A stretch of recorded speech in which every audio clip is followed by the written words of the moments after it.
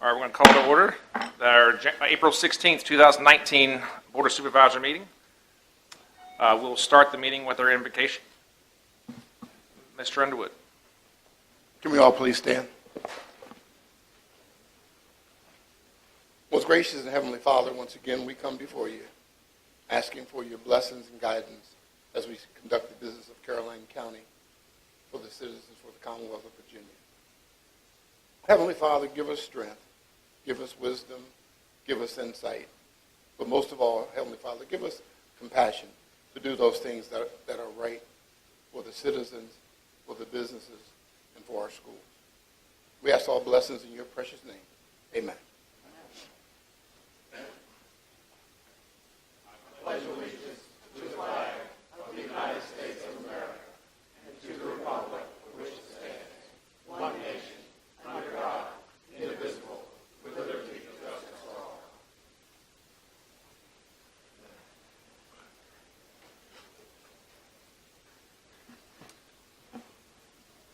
Thank you, everybody. With that, we'll go and move right into opening board comments. Mr. Thomas, would you like to start us off?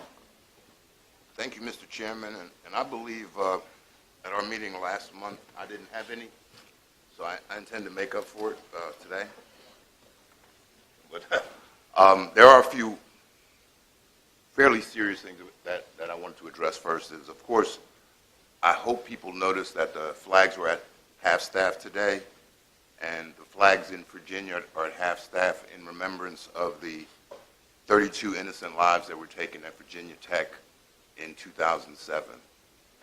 And another one, I know we're a local government, but there was, of course, an international event that I think we're all aware of, and prayers go out to the people of Paris, the religious community, lovers of architecture, and all those who really admired the Notre Dame Cathedral.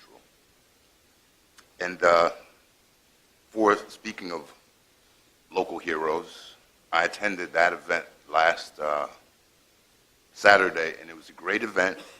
It was such a wonderful thing to see all of the different people there, all of the people that were recognized as heroes, but I had the feeling that all of the people in that room were really heroes, and that's what makes Caroline great.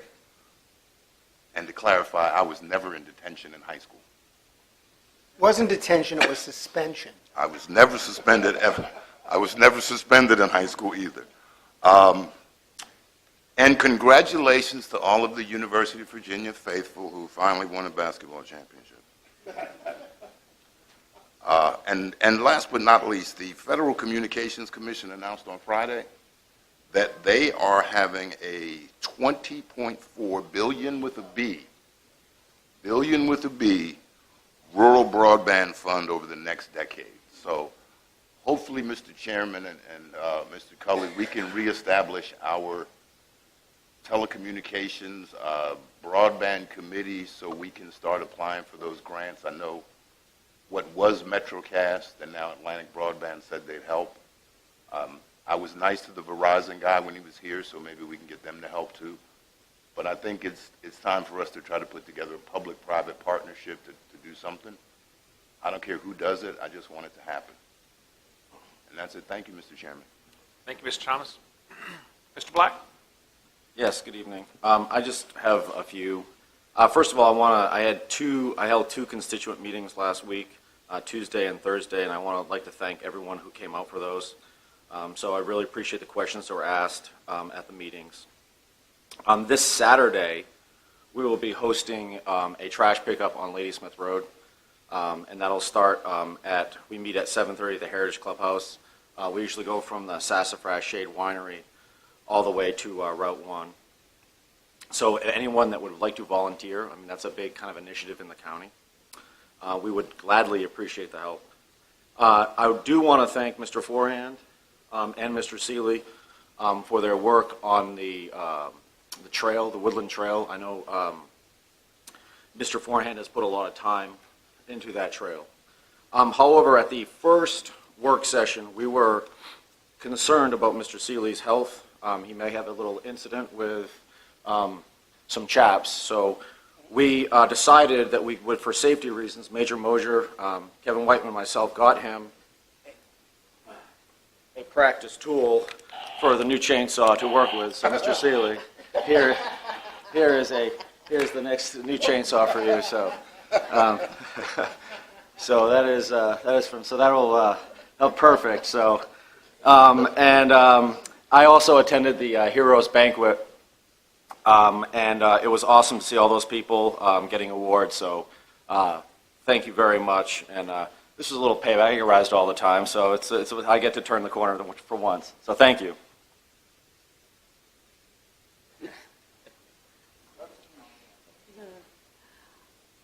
I want to thank everyone for being here tonight. I did attend a WHIP meeting along with David Nunley down in Tappahannock, where we met with a lot of the local government bodies and talked to some of the state representatives on our concerns with regulations and programs and that type of thing. It was really nice to sit down and talk in a small group. There were about 15 of us there, so I enjoyed that. I apologize that I did not get to make it to the Heroes Banquet. I think that's the first one I've missed. We had some issues going on in the town, and so I was busy with community projects at that point. But I did want to take time to congratulate everyone that was nominated and presented. I see one face here that got an award, I hear, well deserving, and just appreciate all those who do everything. You can't recognize everybody at one dinner, but every year we seem to come up with more and more. I did want to take a moment to let the public know that there is a free app that has been launched by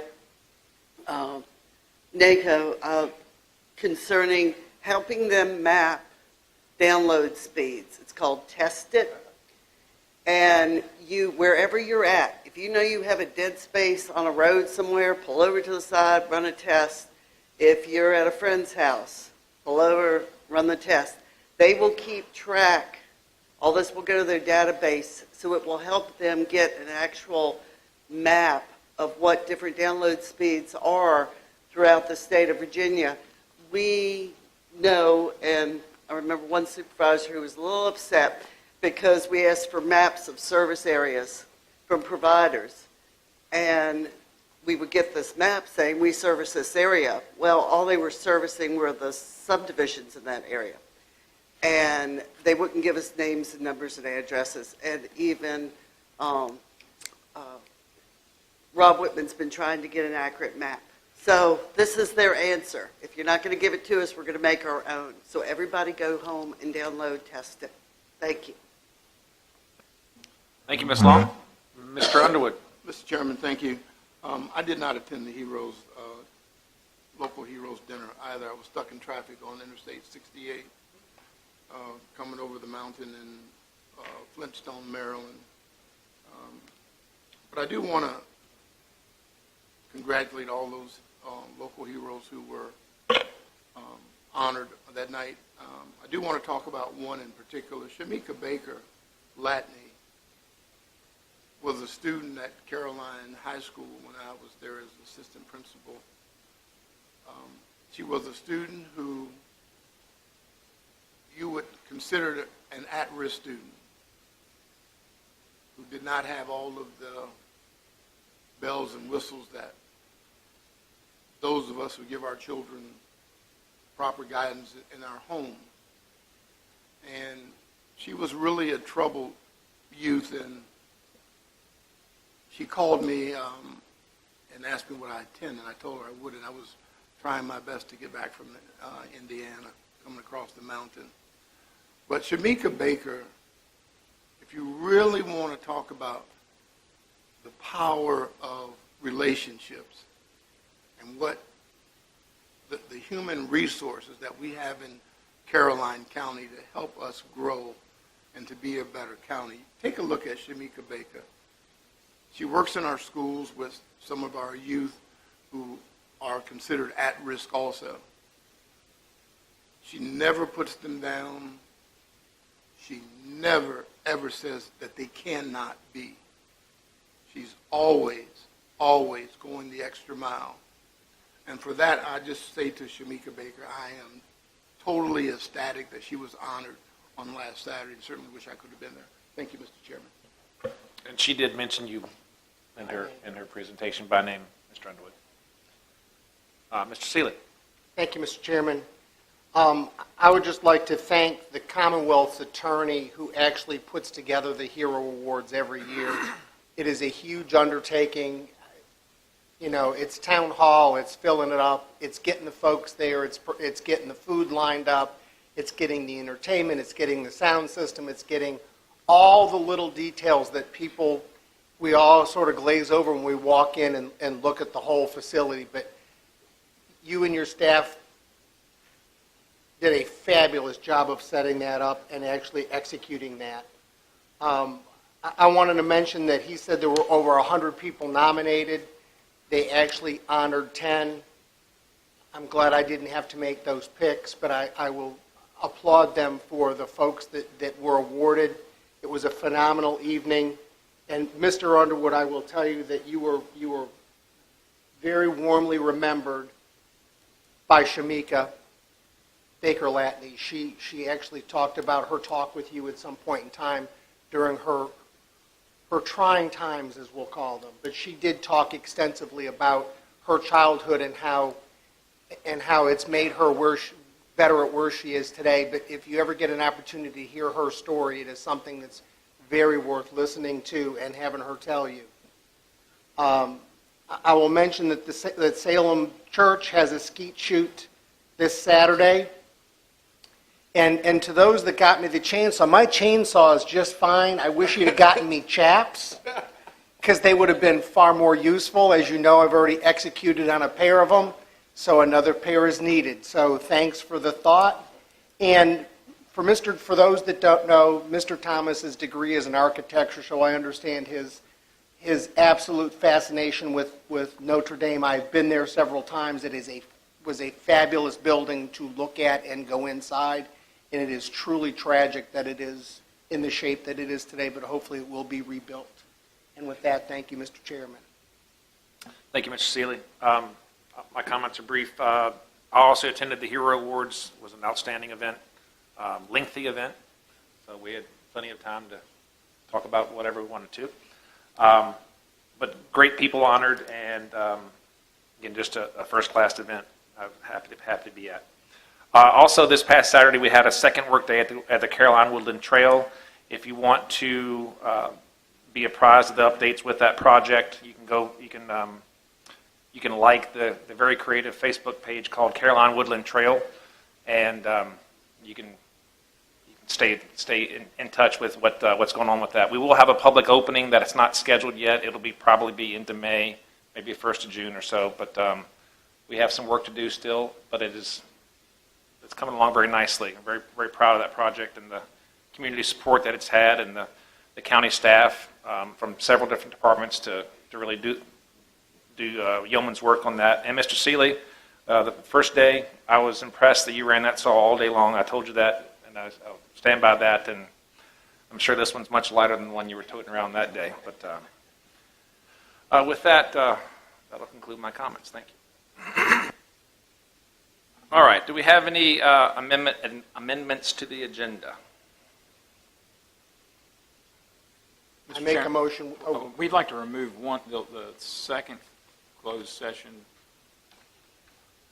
due to Mr. Sheeble's issues.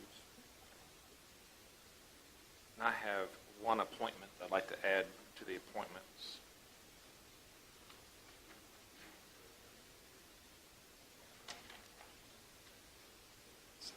Repeat, Mr. Thomas. We're removing, we have two, 3711A5 and 3711A3. Three. Thank you. On appointments, the second appointment will be the Madison District EDA.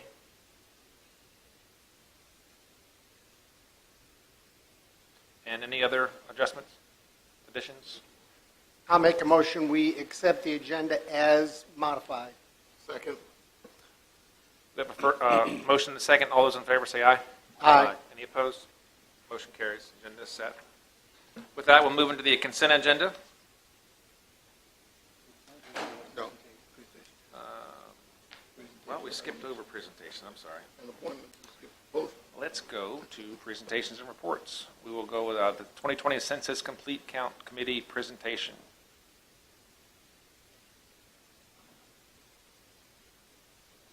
He's trying to get it up on the screen. Do I have to push anything or is it automatic? Well, we can hear you if that's what you're referring to. You mean screen? Oh, it's up there? Okay.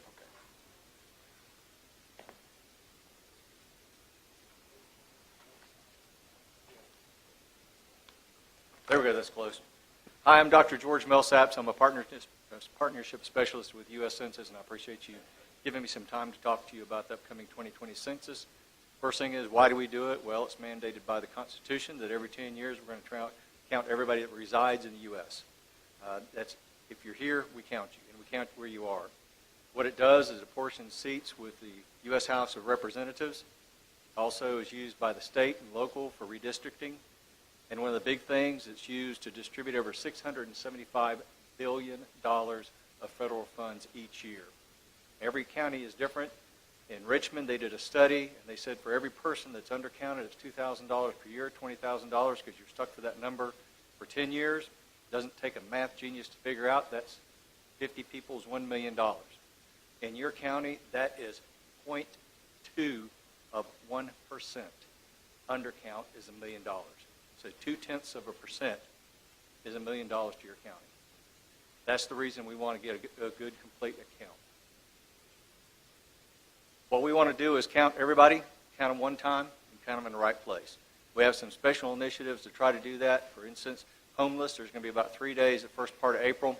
We're going to go out and count homeless where they are at that time, because obviously they're transient and they'll move around. So that's when we'll count them. People are in group homes or group quarters, such as colleges, universities, nursing homes, and prisons. They will be counted at that time as well. And I saw the sheriff, no getting the count up by getting the folks off of 95. So keep the count normal, if you would. So that's what we're doing. We have some new things we're doing this year. For the first time ever, you're going to be able to fill out the census on the internet. Now, if you look at your county, everybody in this county does not have internet at home, which means it's going to be very important to partner with your schools, with your libraries, to get so people can go in there and fill out if they want to. You can actually start that in March. And then in April, you start the regular hand ballot. We'll also have the ability to call in and fill out your census that way. And when you call in, you can speak one of 18 languages, and you'll be good to go on that. We also have the field staff will have handheld devices. There's 50 different ways that the census is used. Well, this is government work. There's actually 48 up there, but hey, that's close. One of the things that's important now, there's a higher distrust with the federal government now than there was in 2010, and because of that, it's important that we let folks know the level of confidentiality of the census data. And this one's probably the best one. Bottom of it, there's no court in this land, including the Supreme Court, that can get our information. The president can't get it. Nobody can get it on an individual basis. The first thing I did as a census employee is raise my right hand, said I wasn't going to give it out, not for just now, but for the rest of my life. If I do, it's 5 years, $250,000. The wife said we don't have that in check count. So we're not going to do that. So it's really important we let folks know that this data is as secure as data can be. This is a little wheel showing kind of the process. The first thing we do is we try to find out where to count. We count households. So if you look at any new subdivisions, that's important you report those, because new houses may not have been there when we first started this process.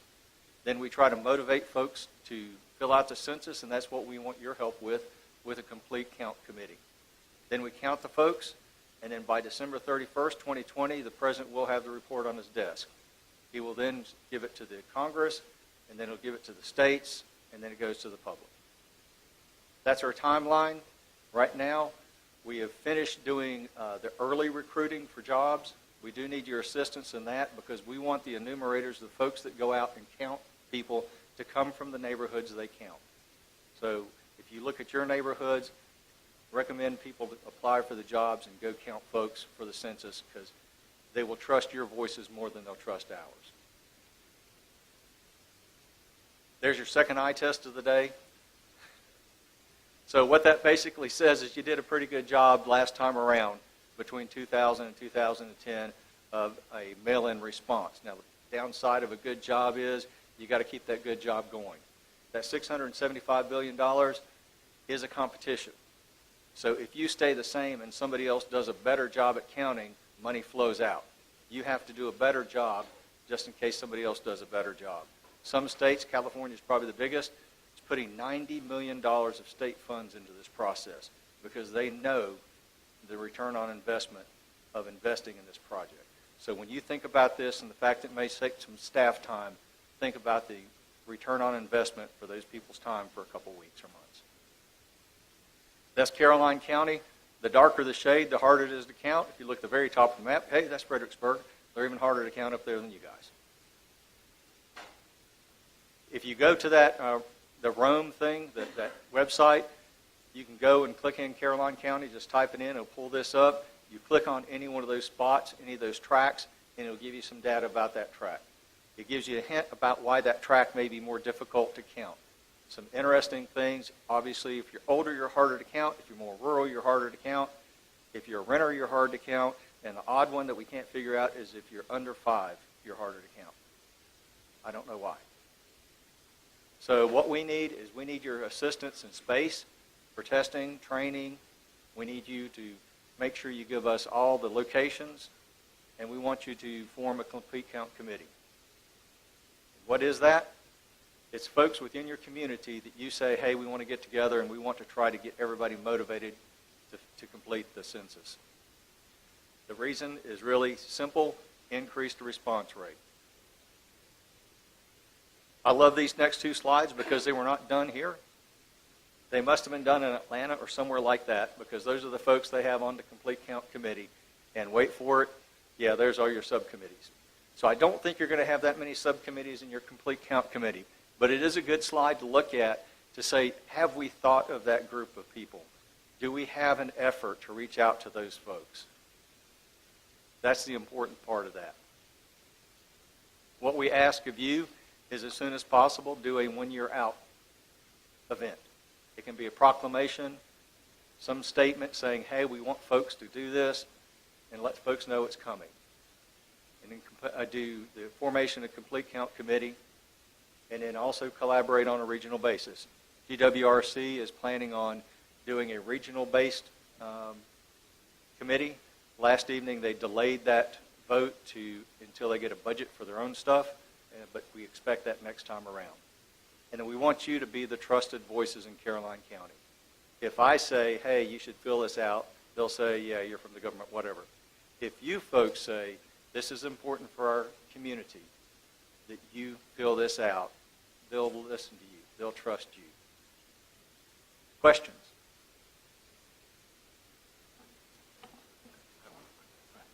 Go ahead, Mr. Thomas.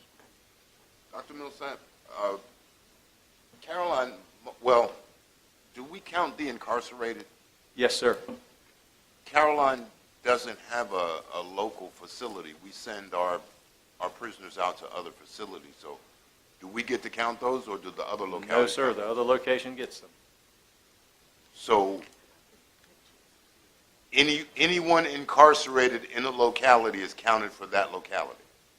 If you were incarcerated and sent somewhere Well, else, let's not you use would me be. as an example. Well, I heard you were suspended before. Never. Just everybody. Never suspended, never detention. Wherever you're incarcerated, that's where you're counted. Wherever you're incarcerated, that's where you count. Yes, sir. Not Okay. where your residence is. Oh, the sheriff left. Okay. All right. Thank you. Yes, sir. What about, I'm sorry, Ms. Long. Okay. Having heard your presentation at GWRC, I'm going to go back to the why we are not sending information into P.O. boxes in towns. Is there anybody that we can contact to rethink that? Towns do not always have a choice. Bowling Green has a post office. Right. We do residences, not P.O. boxes. There is a special effort to reach out to P.O. box holders. If you think about it like reservations, None of those have post office, at their mailboxes. They're all post offices. So we have a special effort for the folks that have a post office box. You do realize that in some towns, the postal service will not deliver to them because they're too close to a post office. They're required to have P.O. boxes, so you're not going to have mailboxes to leave anything in. Just let you know that. Yes, ma'am. And my other question is, we do not have a regional jail. We do have a detention center. Let that go? Okay. I'll let that go. Okay. Go ahead, Mr. Underwood. I looked at Mr. Millsap, Dr. Millsap, thanks for coming. I looked at your next steps. Yes, Are sir. there specific strategies and an action plan that we can template or follow where people have gotten excellent responses over the years? Yes, sir. And we have best practices? We do have some best practices on 2020census.gov, and then also when you do form a complete count committee, we'll be happy to come in and train them, and during that training process, we go over some of those practices. How long is that training? Well, my that boss says needed it's to be 3 done? hours, but I saw him do it in 45 minutes, so I'm not sure. Well, we don't want the 45-minute one, I don't think. Because we need to be thorough, so we want to try to dot every I and cross every T. Right. Because this clearly is very important in terms of dollars to the county. So anything that we can do to up those numbers, we certainly want to take advantage of it. One of the best things is to get the people together and let them brainstorm, because what will work in one locality may not work very well in another locality. One of the things that I've mentioned to your staff that I think they're going to do is to create a book that says, here's what we did, here's how we did it, and here are our lessons learned, and keep that book for next time.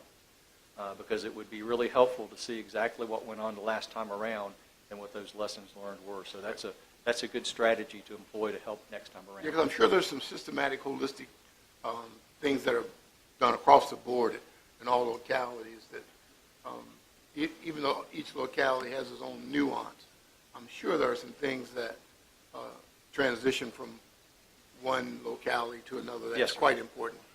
Okay, Yes, sir. thank you, sir. Go ahead, Mr. Seeley. How many physical workers will there be in Caroline? I don't know the answer to that. I was asked that same question at a different location earlier this morning.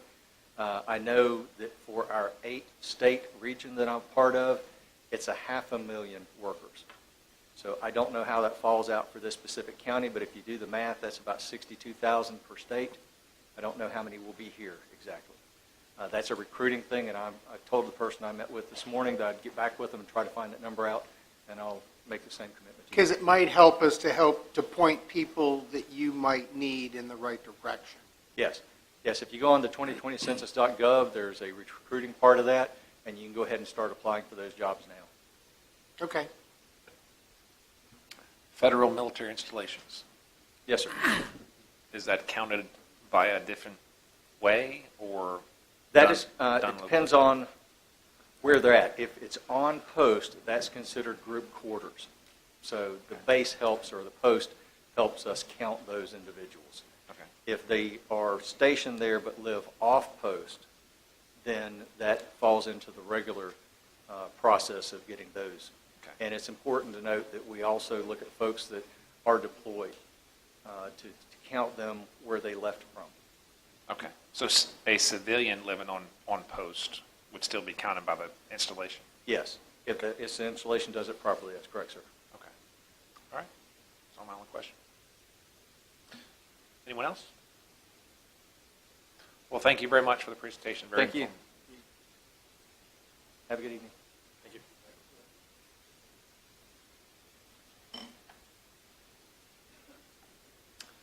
you. Mr. Finney, our fiscal year 18-19 second quarter budget report.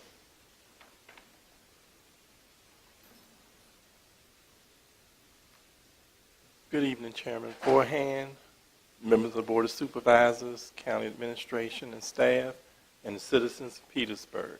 Tonight, I would like to brief. I got to stop you there. I am It's a so Freudian sorry. slip. That's okay. I didn't have anything to throw, or I would have, I got my gavel. I'm sorry. Just I kidding. smacked myself. Yeah, that was a big mistake.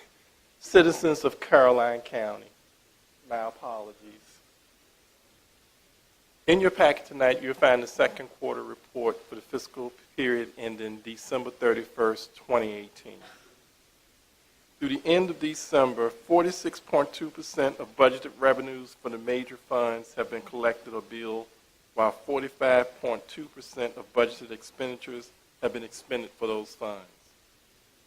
General fund revenues are $24,908,421, or 48.2% of the budget, an increase of $1.4 million, or 6.3% over fiscal year 2018 for that second quarter. Property tax collections are 3.1% less than at this point last year, a decrease of $551,000.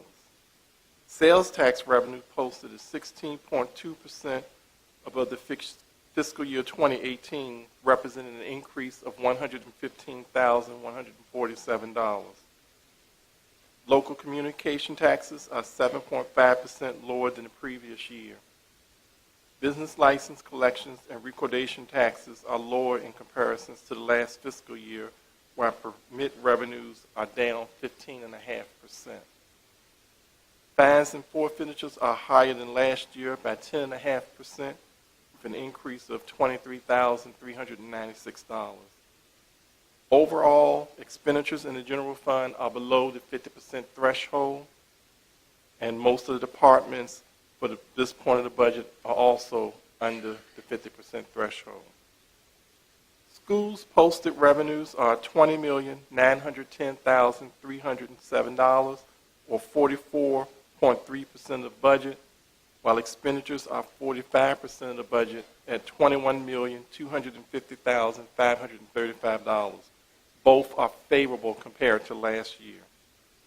Social services revenues are 47.8% of the budget at $1.4 million. Expenditures are below the 50% threshold at 44.5% of the budget. CSA revenues and expenditures are well below the 50% mark, which is consistent with previous fiscal years. Debt retirement reflects revenues of 44.4% of the budget. The meals tax revenues are up 1.1% compared to this time last year. Debt retirement expenditures are 46.1% of the budget. For the utility funds, operating revenues are 55% of the budget. Operating expenses for the utility fund is 43.1% of the budget, and the debt service for the utility fund is 67.6% of the budget. So it's basically 17.6% over the threshold for this point. The actual operating revenues continue to be greater than the actual operating expenses. For the 6-month period ending December 2018, operating revenues for the utility fund was $282,368 higher than the operating expenses. The utility availability fees are 41.8% of the budget. The Don wastewater billing operating revenues are 48.7% of the budget, while operating expenses are 48.1%. Tourism reflects 55.3% of revenues collected and 45% of expenditures. The transit occupancy tax continued to increase slightly. We will continue to monitor The transient occupancy, can you read that one again for me? the transit occupancy tax continues to increase slightly over the previous fiscal years. It says on our paperwork down 2.6. Just wanted, small number either way, but. You're absolutely right. When I wrote my notes, I made a mistake. Again, I apologize. It's a lot better than the Petersburg comment, though. Well, I saw everyone was having a good time tonight, and I thought if I threw a joke in at the end, I get a favorable response. Exactly, So. exactly. But that concludes my presentation on specific numbers that I have. If I can answer any questions, I'll be happy to defer you to someone else. Mr. Thomas? Did you say that? Did you say Mr. Thomas? Or No, you I said- did. Oh, I'm taking over. I said it. I was wondering if there was another joke coming. I was 10,000 out-of-work comedians. Everybody's got jokes. Mr. Finney, this is, as always, a very detailed and very good report. My only question or thought for better understanding is we look at 50% and say, okay, we're halfway through, 50% is a good number, that's fine. Not necessarily all of our expenditures or revenues come in at that 50% nature. So what I was looking for, and I know you're busy, but what I would like to see is, if possible, you could give us a graph of perhaps where we are now versus where we were last year and the year before, so we could kind of, if I can be greedy, I would ask for 5 years, but if we could kind of see trends, because if we can see the trend, and I think the revenues, based on what you were saying, the revenues and what we spent were pretty much even, which goes back to Mr. Cully's budget. The reality is I would like a picture where I could actually say, this particular fund is trending up, this fund is trending down, and those kind of things. Where you've given us absolutes, which is great, a picture's worth 1,000 words, if I could say, or 1,000 numbers in this case.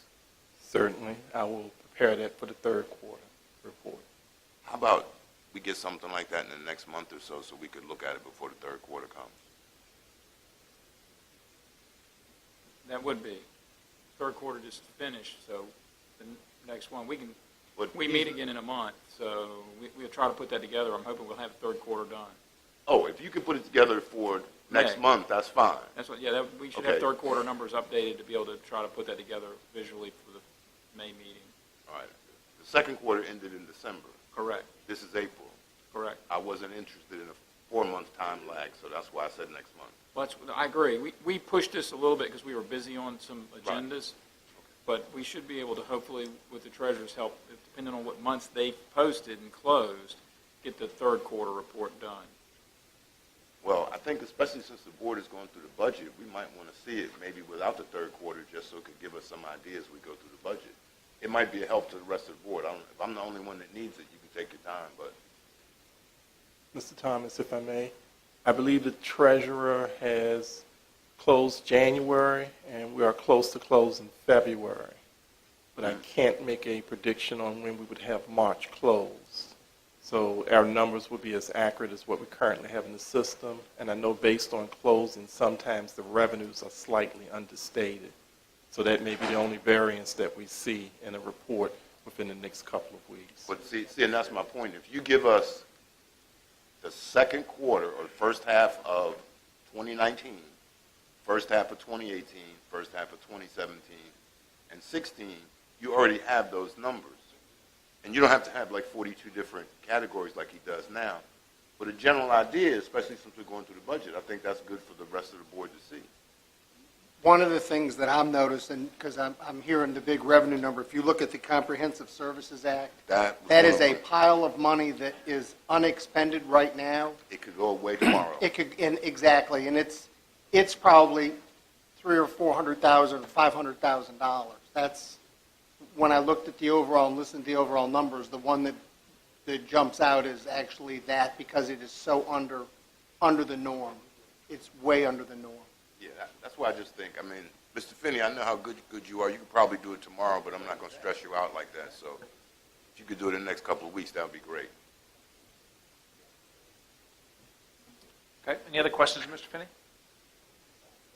Yeah. Thank you very much, sir. You're welcome. All right, with that, we'll move into number 2, appointments, Fan Post Citizens Transportation Advisory Board. I think that's Mr. Black. I'm not ready at this time. Okay. I'll make my appointment for the Madison District's EDA of Mr. Mickey Tingler. I'll second that. Have a motion and a second. All those in favor say aye. Aye. Any opposed? All right, appointment is made. All right, now we're in the consent agenda. Item number 3. Anyone have anything there that they would like to take off or discuss? I'll make a motion that we approve the consent agenda as presented. Second. All right, motion and a second. Any further discussion? All those in favor of accepting the consent agenda as is, say aye. Aye. Any opposed? Motion carries. We've adopted the consent agenda. Do we have time to do closed session between now and 7:30? Because I'd like to get it over with. We can go to number 8. That's the only thing we have. They're not here. It's too early, they're not But- here. Mr. White? Okay.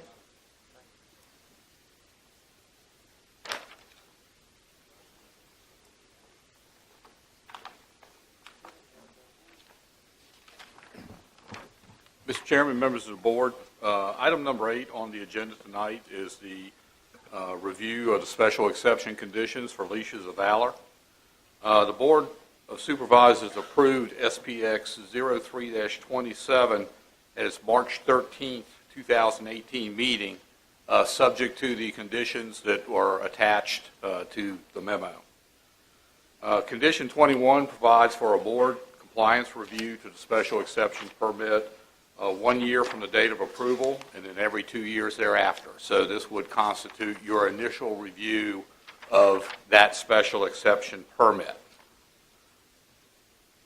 Staff conducted a site visit on March 6, 2019, met with Jason Haig, who graciously provided staff a tour of the structures on site at this time.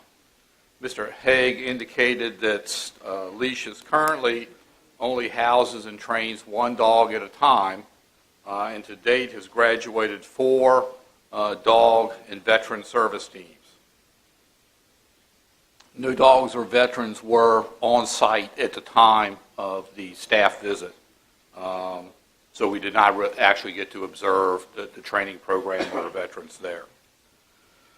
Staff notes that a shed for which a certificate of occupancy was issued for a training and meeting room in February of 2018 is available for use by veterans who are in attendance of the training program on site. Such use is technically a violation of the special exception permit at this time, and that it would require a change in use from the original zoning permit, which was for the training room, but it's also subject to condition 20 of the special exception permit, and requires a site plan approval. Staff also noted during the site visit that there was a structure during the process that was identified for demolition due to the dilapidated condition of that structure. That structure is still on premise. It was not a condition that it be removed. It was just a notation by staff concerning the structures. Finally, Leashes has acquired another storage building of approximately 300 square feet, and that structure was on site during our site visit. Mr. Haig indicated that the plan is to use that as part of the facility in the future. My recollection is that plan is that that's where the dogs will be housed in the future as that building is brought online. Again, the approval of that is subject to the special exception permit and the requirement for a site plan. So the use of that facility as related to leashes cannot be permitted at this time until a site plan has been approved by the county. Mr. Haig indicated to staff that they are in the process of getting a site plan prepared. and Mr. Pennington in my office has in fact talked to a representative of Dominion Engineering who stated that yes, they are in fact working on a site plan for leashes, but he did not have a definitive time frame by which that plan would be submitted. Recognizing that that structure also technically violates the current zoning ordinance and building code, the applicant has made application for a zoning and building permit to use that, to designate the use of that building as a storage building accessory to the existing residential use of the property. That permit was actually signed off on by staff this afternoon, and it is strictly noted that it is for accessory residential only and not to be used in any way related to the special exception permit. At the point in time that a site plan is submitted and approved to the county, at that point in time, application could be made for a change in use consistent with the approved site plan and the special exception permit. With that, that's my report on staff site visit, and I'll address any questions that the board may have. Ms. Long? Yes, Mr. Fincham, have we had any complaints? I have not specifically had any complaints in my office that I'm aware of. There may be others out there, but I am not aware of any specific complaints that have come in that I've had. You might check with Mr. Whiteman here. He's also the recipient of many complaints in the county. Mr. White? Mr. White, No, I'm sorry. that's right. Your mic's on. I'm sorry. Even though you haven't had any complaints, you mentioned that there are some violations that need to be taken care of. So if you come before us discussing violations, no matter how worthy it is, I think we may need to move this back and have this come before the board once the site plan is completed to take care of those. I'm certainly not going to sit here and debate a situation where we have violations that we say, let's continue to move forward. I'd much rather look at it and move this back and give them an opportunity to do a site plan and come back with all the ducks in a row. Yes, sir. The site plan is really the key going forward to make sure that they are able to do what they want to do and at the same time are meeting the conditions that the Board of Supervisors approved with the special exception permit. Thank you. Mr. Chairman, if I'm in order, I'd like to make a motion to defer this action until our June meeting, Second that. pending a site plan. Second. Mr. Fincham, what's a prudent time frame from your opinion to get everything in order, realizing that we're not lightning fast on our end of things?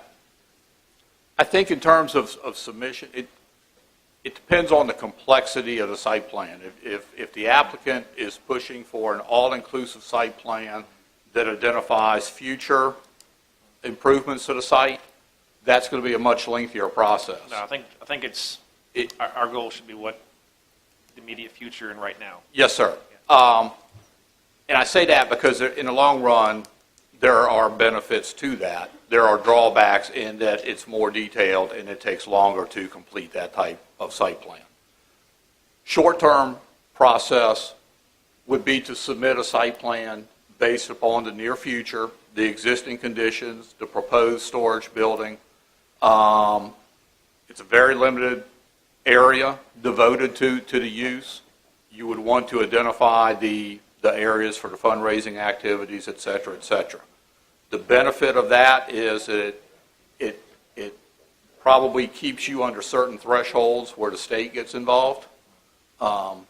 We all like to try to do that, and would be much quicker. And with that, under that perspective, I would think 60 days would be an adequate time to complete the preparation of that plan and come back to the board. Mr. Chairman? Mr. Chairman, Mr. Black? is it possible to hear from the applicants since they're... That's...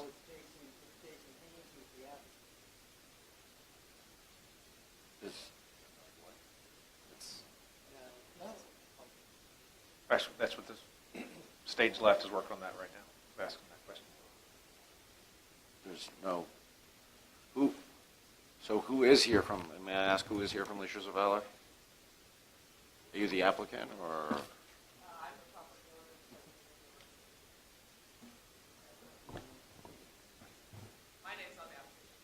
Your name is on the application.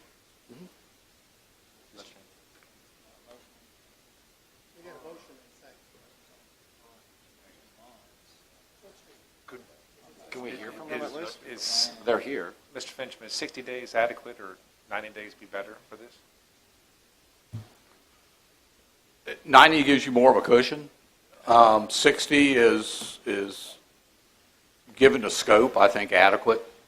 90 days would give more of a cushion, and quite frankly, you could probably then have an approved site plan from the county. I know we're We're in trying to do discussion. We're in discussion. Go ahead. Mr. Fincham, was the site plan part of their original application last year?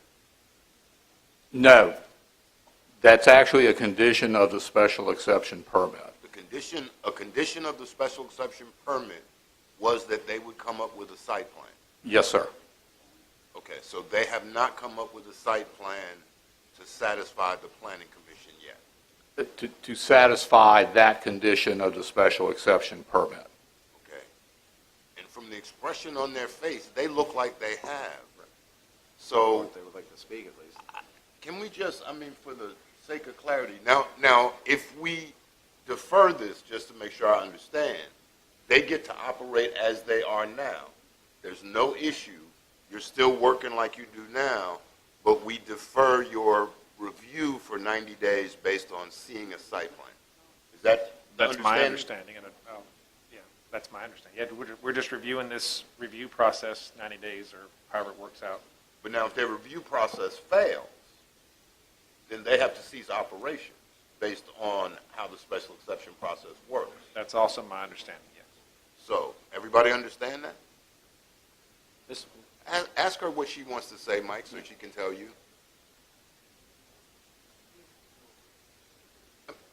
I just want to make sure we're doing the right thing. Totally. Well, they're not. Are they really in violation?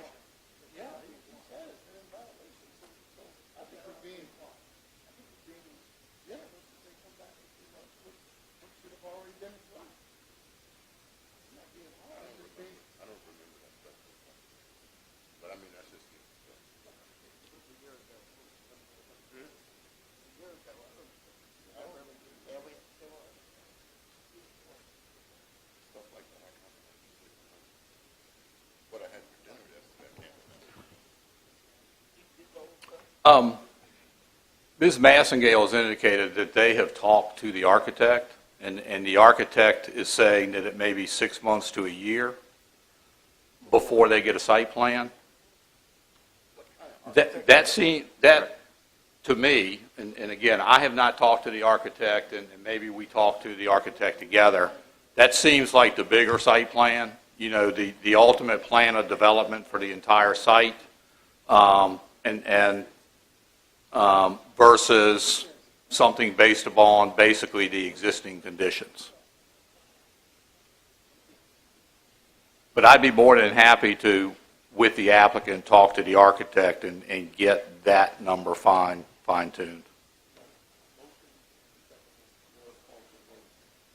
Can we, I'm looking for the July date.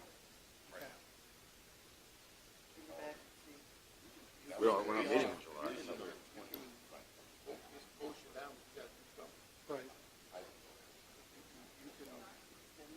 July 9th?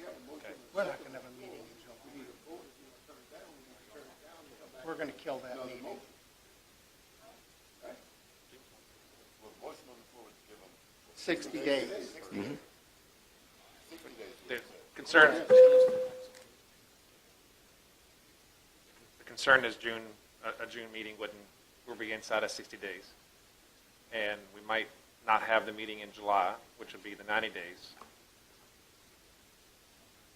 Do we push this to August? Get him to modify his motion to say at least 90 days. Yeah, we could go at least and then You'll figure say it out. at least from there. 90 days at the next board meeting commencing at least 90 days from today. Then they have at least 3 months. And if we don't meet in August or whatever that is. In July. In July, then they have 4 months. All right, Mr. Chairman, I'll amend my motion to extend the special exception for at least 90 days. The review of. The review of this special exception for 90 days or until our, at least 90 days, right? At least 90 days. Second. All right, we have a motion and a second to defer for at least 90 days. Any action on this review? All those in favor say aye. Aye. Any opposed? Motion carries.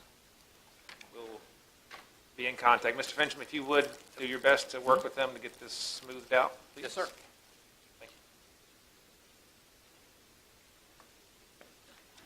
All right, with that, we want to go to closed session. Ladies and gentlemen, the intent, we cannot start our public comments before 7:30, our public hearings or comments for that matter. We do have a couple of agenda items, one of which is a closed meeting. We're going to go ahead and take care of that now. We will try to be back here promptly at 7:30 to start our public comments and our public hearings. And with that, Mr. Seeley. I move that this board convene in closed meeting pursuant to the prospective business exemption of Section 2.2-377A5 of the Code of Virginia to discuss 2 potential economic development projects in the county which have not previously been publicly announced, or which a public announcement has not been made. Do we have a second? All those in favor say aye. Aye. We are now into closed session. All right, welcome back. We will come out of our closed session. So I'll turn it over to Mr. Seeley. Oh, I lost that. What happened to the...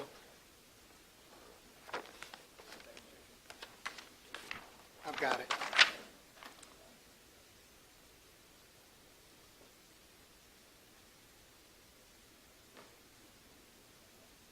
You already... I move that the Caroline Board of Supervisors certify that to the best of each board member's knowledge, only public business matters lawfully exempt from the open meeting requirement by Virginia law were discussed in closed meeting in which this certification applies, and only such public matters as were identified in the motion convening closed session meeting were heard, discussed, or considered by the board. Can I have a second? All right, we have a motion and a second. Any other discussion? All those in favor say aye. Aye. Motion carries. We are officially You out gotta of do closed. certification. Oh, I'm sorry. We'll certify. Mr. Thomas, do you certify what topics were discussed? I so.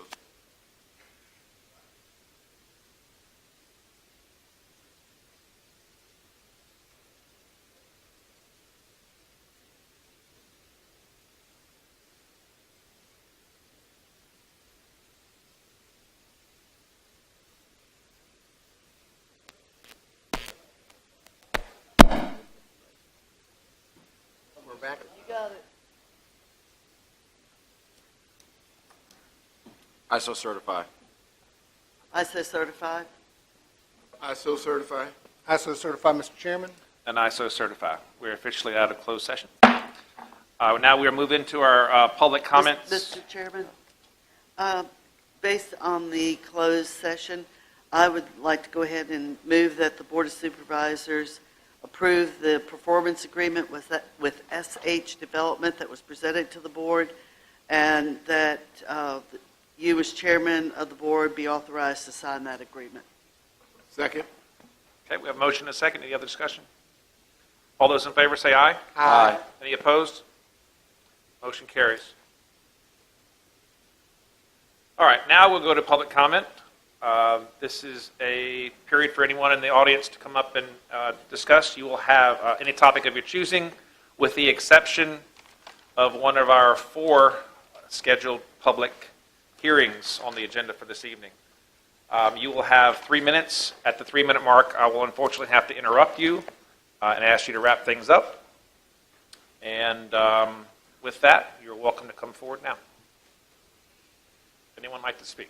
Public comments now open. Yes, ma'am. My name is Aida. I am a parent for 4 children in Caroline County, elementary school and high school. And I'm a small business owner as well. I want to talk about something very dear to my heart. Virginia is diverse, and we have a lot of immigrants in Virginia. Our community is growing, and in order for this immigrant to live here, they have to understand what's going on. They have to communicate. The difference or the gap in the language is very wide, and coming from different culture, sometimes they don't understand the rules. They don't know what's going on, and it's our responsibility, or it's your responsibility to provide this for them, to let them know what is the rule. And we ask in the school, we ask in the hospital, we ask in the court to support them. So I attend the school board meeting, and I wasn't involved before I came here 2013. I don't want to bother you with the whole story, but I went through a lot in this country. As an immigrant, my language wasn't this good. I couldn't stand here and speak. I came a long way, and I know there is a lot of, like me, a lot of me out there need support. So I'm asking the school to support them. I'm asking the court to support them by interpreting for them, translate, and reach out for them. Actually, today, there is a situation happened with my 5 years old. I went to Head Start, and the kids all came around me, and they started asking me, why are you wearing this? Why is Zainab wearing this, my daughter? What does that mean? They ask me all this question. This tell me we have a lot of work to do. And if we ask in the school to support, the court to support, we need to support them.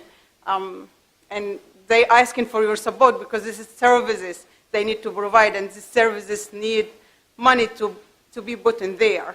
They're doing a lot of work. So I appreciate your time and you listening to me. Thank you. Thank you.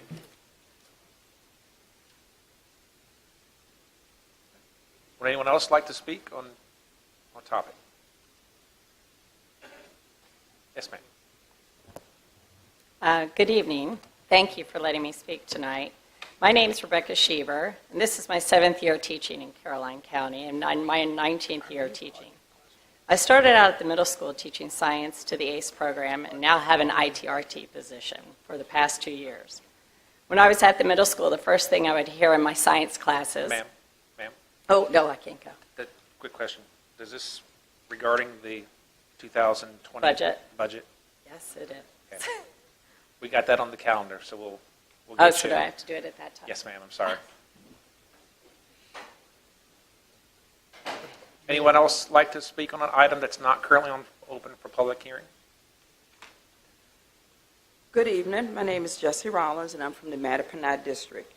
And I want to share with you something that happened in my neighborhood a couple of days ago.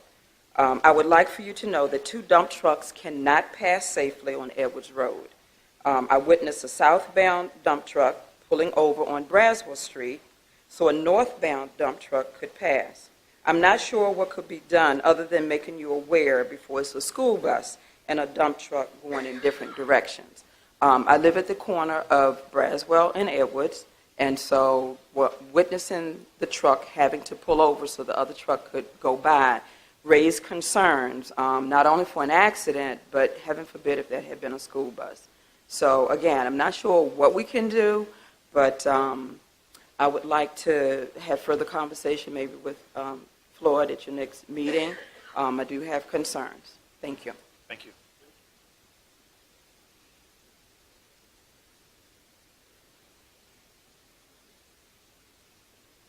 Good evening. I'm here on behalf of the Reedy Church Ruetan Club, and I would love to invite you all to our annual Easter egg hunt, which is 2 o'clock this coming Saturday, April 20th, and to our annual barbecue. And if you haven't ever been to the Reedy Church Ruetan, it's one of the oldest Ruetan clubs in the county. I know Bowling Green's older than us, but we have one of the original one-room schoolhouses on our property, and our auditorium is full of memorabilia that dates back to the early 20s, and it's a really historic building and a pleasure to go and view if you haven't been there. And we would welcome you all, and good food and good companionship. So we look forward to seeing whoever can come.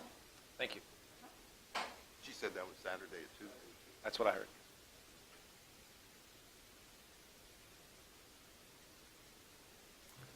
Hello, my name is Morgan Goodman. I'm from Hanover County. I am running for House of Delegates in the 55th District this year, and I attended the Reedy Church community meeting a few weeks back, and one of the issues that was brought up at the meeting was a problem of litter along the roads. I actually work for the Virginia Department of Environmental Quality as a pollution prevention specialist, so I'm here today to talk to you about some of the opportunities for localities to receive funds from DEQ. DEQ has a litter prevention program that coordinates the distribution of annual grants to localities for recycling and litter activities, provides information and guidance on litter prevention and recycling topics, and works with localities, litter prevention program managers, and environmental groups on improving awareness of how litter damages the environment. Program staff track and report on how localities use their grants to support the programs, and the next grant application deadline is July 15th, 2019. I've pulled together all the information. There's 2 grants. There's a non-competitive grant and a competitive grant, but they are geared specifically towards localities, and since litter was mentioned as a big issue, I wanted to make sure you had all the information. I've provided the applications and the guidance document, along with some notes about DEQ's litter prevention program, and I'd be willing to answer any questions. Or there's also contact information for other DEQ employees here as well. I will hand this over to staff. Thank you very much. Ma'am, could you email that to us as well? Thank you. Hello. I'm going to talk about the budget later, but I wanted to say that I live in Caroline Pines, which is a wonderful neighborhood. They're really cleaning things up. But, Elizabeth Mitchell. And I wanted to say I am so excited to have been part of the volunteer days for that trail that we're making, and it's very exciting. I was telling somebody else about it, and we don't have any trails in Caroline, so it's very cool, and I love that kind of stuff. Really is going to be very helpful to our community, so thank you. Thank you.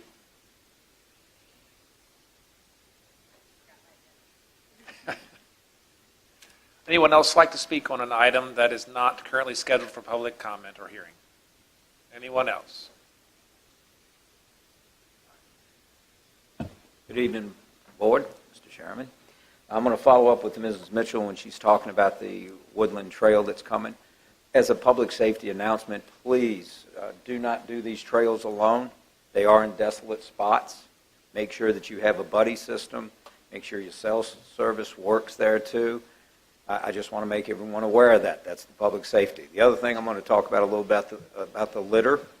You know, as we were looking into the cameras that you wanted us to and talking with the sheriff of the jurisdiction, I think it was Tazewell, well, come to find out that does not pick up moving vehicles. They had areas where they kept dumping the trash. So we're waiting for a clip. We're going to see some more. Right now it's about $600 plus per camera, and it's like $20 to use the cloud. So as soon as I get the full report to it, I'll bring it to your attention. All right? Great.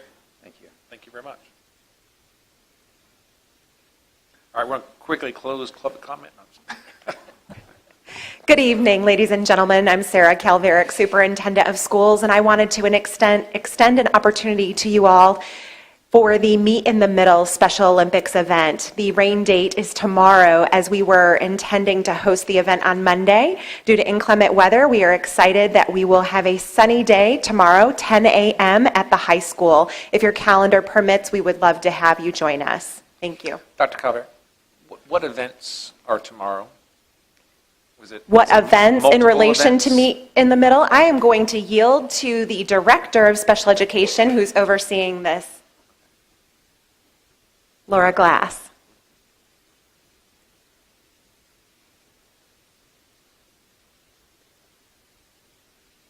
Good evening. Good evening. It's a round robin of fun activities for the students to participate in. They'll play soccer, they'll throw javelin, they'll run under a parachute, they'll run around the track, things like that. It's not a set competitive event. There's not one sport. It's probably about a dozen different activities for the kids to participate in. Great. Thank you. Anyone else have an item for comment? Anyone else?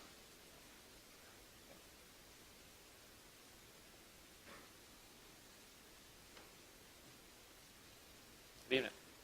I am Michelle Truitt, Administrative Assistant with Legal Aid Works, which has been serving Caroline County since 1973.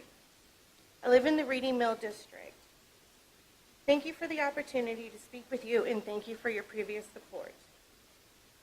We're asking for level funding of $1,500. Ma'am.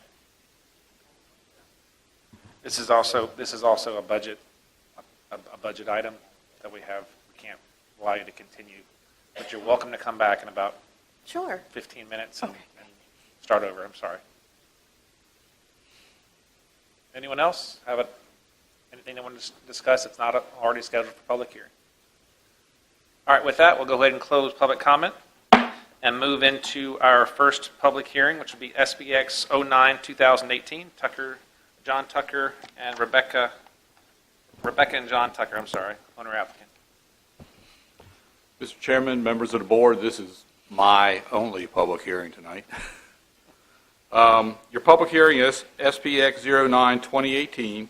John and Rebecca Tucker, owner and applicant, are requesting a special exception permit in accordance with Article 17, Section 13, and Article 4, Section 5.2 of the Caroline County zoning ordinance on a portion of tax map 103-A-35. The property is located at 20,116 Frog Level Road, Ruther Glen, Virginia, in the Reedy Church voting district. The proposed use is a commercial kennel, which would be located entirely within the residence. The comprehensive plan identifies this area as agricultural preservation.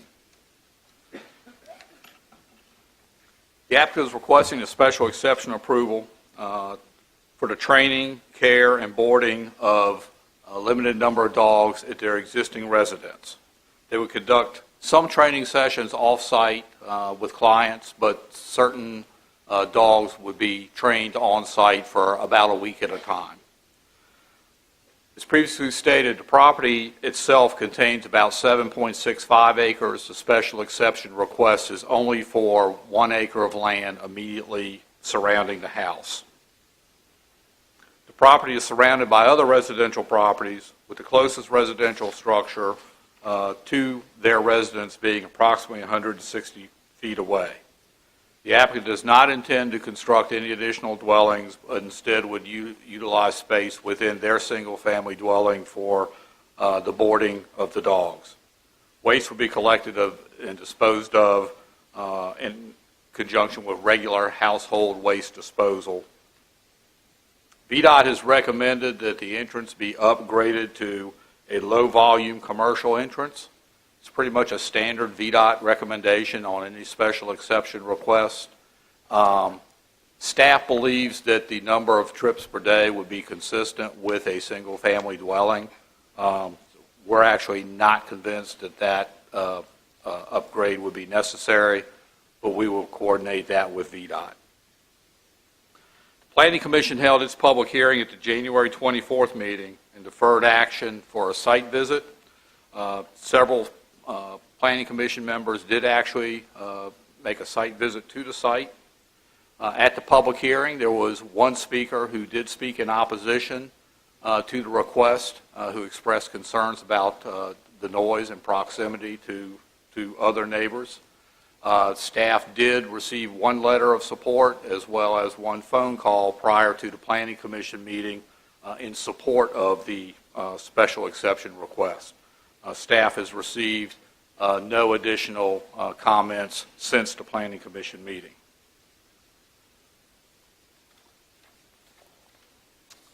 At the completion of the site visit and the follow-up Planning Commission meeting, the Planning Commission did forward this application to the board with a recommendation approval subject to the 9 conditions that are contained in your staff report. And with that, I'll address any questions that the board may have.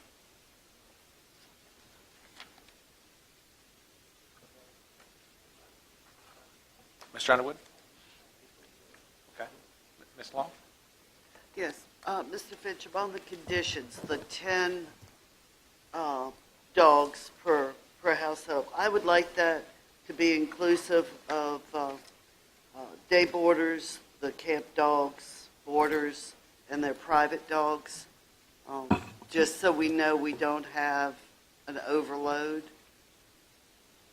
Right now, it just says no more than 10 dogs boarded. It does not pull out the ones that they're going to be boot camping or their private dogs. So is there a way to reword that so that we limit stayover or daycare dogs to 10 along with their private dogs? So you want to change the 10 dogs to 10 dogs including overnight boarding and daycare? Daycare and their private dogs. So 10 dogs total. 10 dogs total, except for the ones that are coming in and out for training with their own owners. That wouldn't count. But the ones that are staying.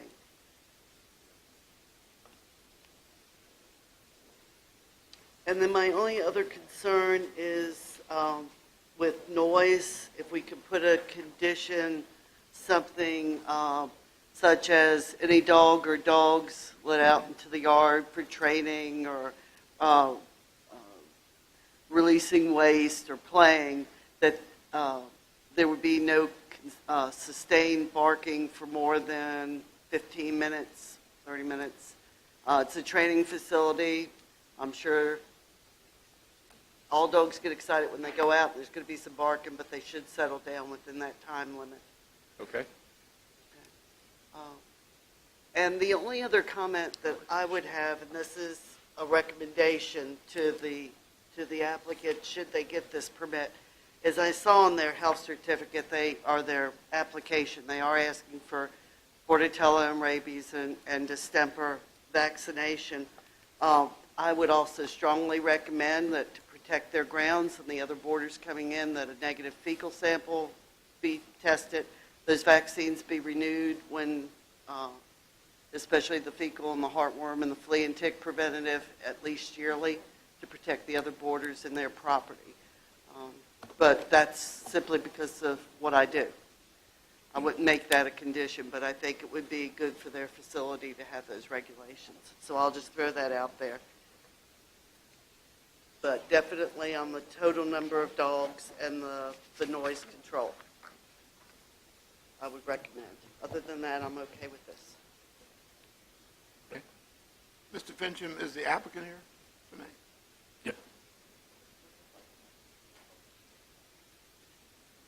You want, they normally speak as part of the public hearing. You're right. Okay, let's go ahead and go to public hearing, and then we can answer any other questions after that. Applicants, y'all, if you want to come to the front, so when this public hearing is over, you'll be able to jump around the mic. Anyone have any comments for this SBX 09-2018? Public comment for that item is currently now open. Any comments regarding SPX 2000, SPX 09-2018? Any comment? All right, with that, we'll go ahead and, sorry. All right, applicant, if y'all want to come forward.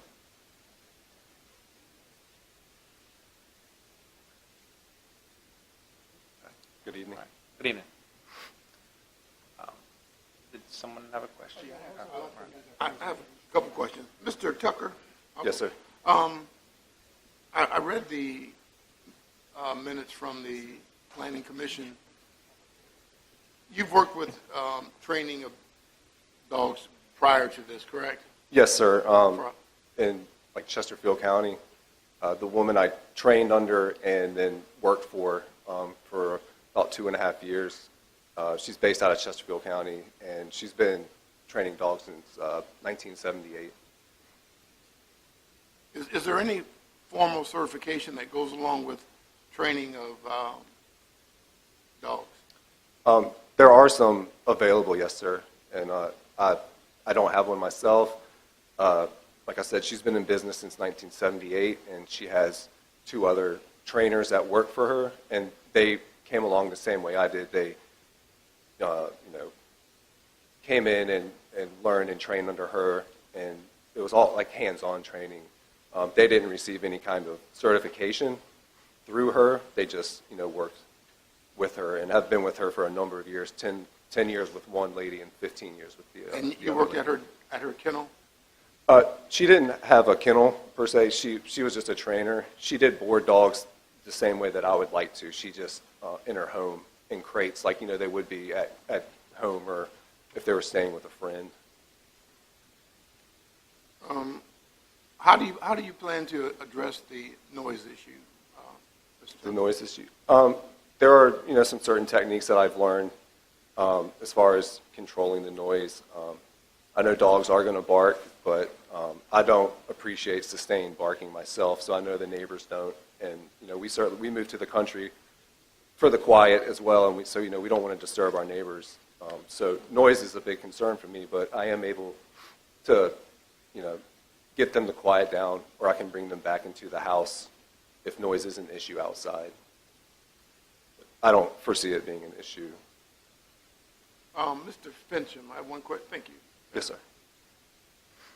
Mr. Fincham, if Mr. Tucker had 10 pets of his own in his home, would he be violating any county ordinance? He would not be violating the zoning ordinance. It's personal pets, that would not violate the zoning ordinance. So he's allowed to have 10 pets in his home, but in order to run the kennel out of his home, that requires a special exception. That becomes a commercial use, yes, sir. Can I just add? We have one personal dog. So with the number being limited to 10 in total is not an issue. And we, want to be a small scale, like personal care. There's not indoor-outdoor runs. Dogs are kept inside. It's very personal. They get attention inside. They get outside time, or time out of the crate in the house as well as outside potty time. So it's just much more like they're staying with a friend or a relative. Small scale. We don't want more dogs than we can provide, excellent care for and keep safe. Mr. Tucker, are you going to be doing this full-time? How would you manage I brought my dog to you, and my dog's got some behavior issues. What's typical? I mean, is he going to be in the crate all day? Who's going to be there to train him? Are you there all day? I am there a vast majority of the day currently. I have a part-time job right now. What do you call vast majority? Well, I work 4 days a week part-time as we're, getting the property ready and everything. 4 days a week, how many hours a day? Approximately 30 hours in total. But my wife works mornings and I work evenings, so, she's able, if she needs, she can let dogs in and out of crates and do like rotations. She wouldn't be involved in training. She is very capable. She's at handling dogs, but the training will fall all on me. That's my, thing. So basically when I go to work in the evening, she's getting home within about an hour and a half currently.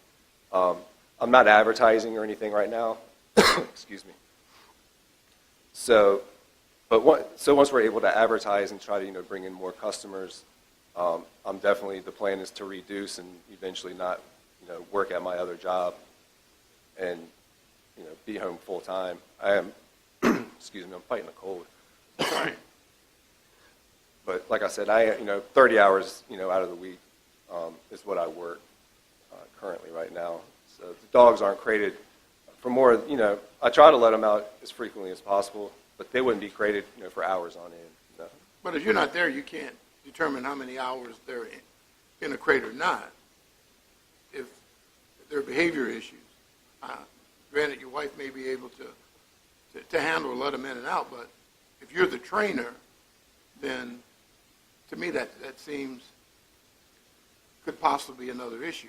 Am I overstating this, or? No, I mean, I appreciate and I understand what you're saying, but we don't, we crate our dog. Our dog is crate trained, so she gets crated when we leave the house. So I am going to treat clients' dogs the same as my own. They wouldn't be, crated for more than 3 to 4 hours, I would think, at a time, and that's only if I'm not home. But like I said, I am home a vast majority of the time, and the longer this business, picks up, the less, time I'll be spending away from the house. So this is intended to be a full time. Right. But if you're working 7 hours a day, 4 days a week, that's 7 hours that. I'm sorry. You say you're working 30 hours a week, 4 days a week. Roughly. Well.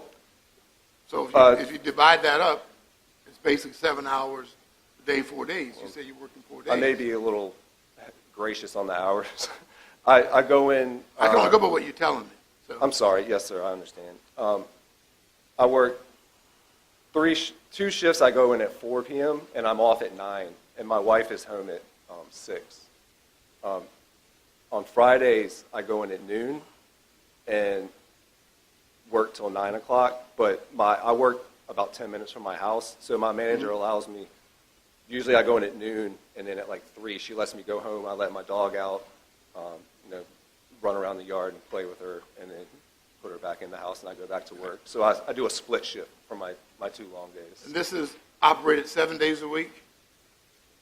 Yes, sir. I'm currently, like I said, off 3 days fully. Monday, Wednesday, Sunday. So I think 30 hours might have been a little heavy. So I think I come in under 30 hours in total. Thank you, Mr. Tucker. I have no more Yes, sir. questions, Mr. Chairman. Mr. Black? Do you have a presentation or something you would like to present to the board first, or you just want to answer questions?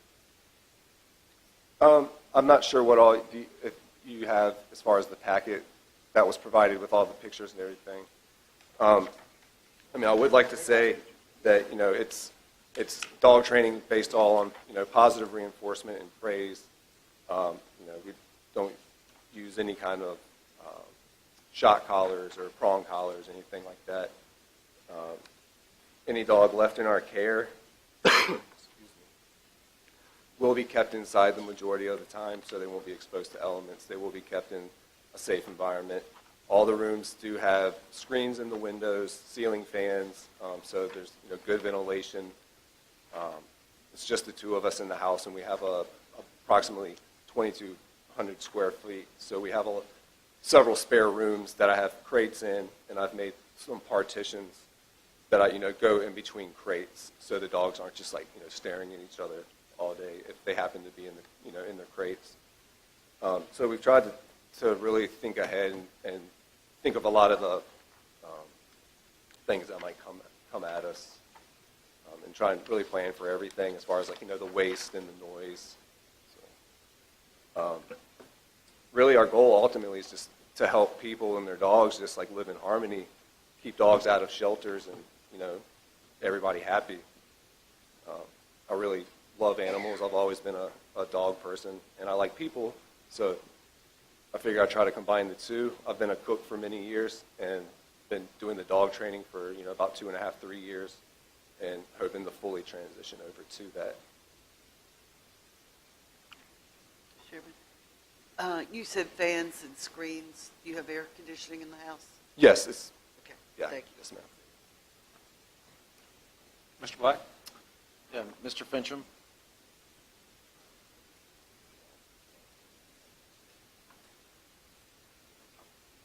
I heard Mr. Underwood's comment, if they wanted to have 10 dogs on their own, they could do it, and if it wasn't commercial, that would be fine, correct? Correct. Is there in our zoning ordinance, is there a number of acres you have to have a requirement for a dog kennel if they were to do it?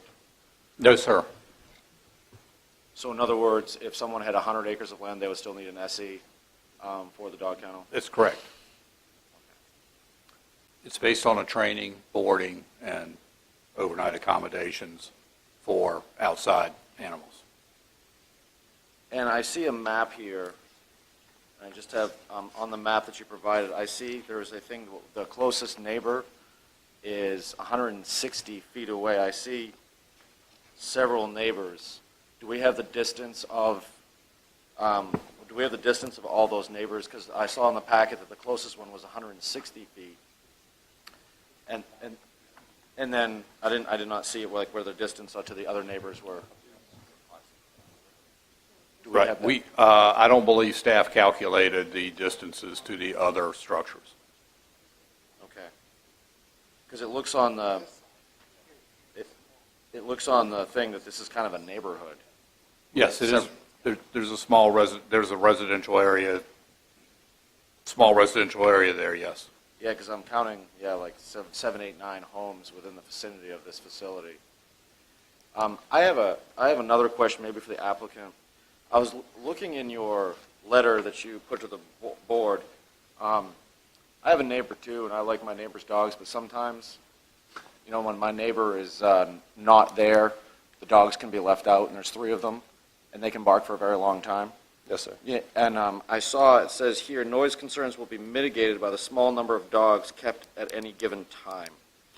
So, I mean, I'm just going to be honest with you. It doesn't take 10 dogs to create a problem.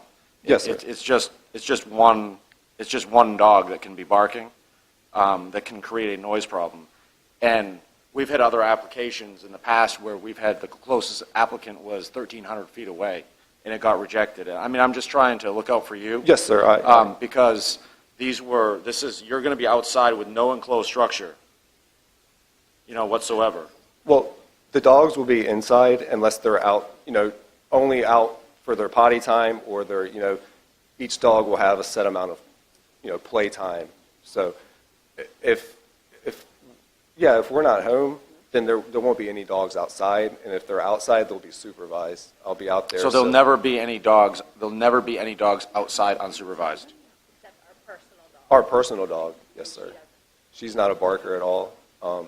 I do believe from the last meeting I heard the one adjacent neighbor is 160 feet. I believe I heard the other neighbor was about 400 feet and set a little further back behind our house. The neighbor who's 160 feet, the closest neighbor, I've spoken with her. She hasn't contacted the county, but she has no issues. She, is encouraging and wishing, well-wishing. The next adjacent neighbor is one of the ones that contacted the county in support of. I've spoken with them.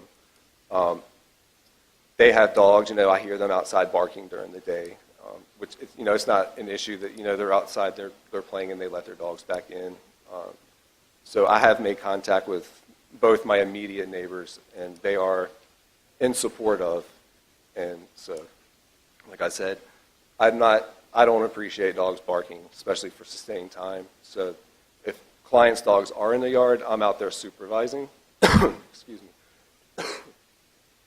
Especially if, clients give permission, if, for 2 dogs to be outside together, and unless given that consent, then the dogs will be out by themselves, So I'll let them out, and I hang out with them. I'm out in the yard with them. So because I'm not really, to be honest with you, I haven't had a dog in a very long time. So if you have all these dogs on the inside, are you saying the neighbor 160 feet away would not hear them if they were barking? I'm very confident. Okay. Yes, sir. When I'm out in my yard doing yard work, I can't hear, because I'll keep a friend's dog, as a favor, and I've never heard a dog barking. I'm outside doing yard work or something like that. I've never had an issue. And when we first applied, I said I wanted, maybe 5 or 6 dogs. So The county was the one that, put the 10-dog stipulation. So, like I said, we want to be a small-scale operation. So, when we first applied, I was totally fine. It was just saying we wanted 5 or 6 dogs.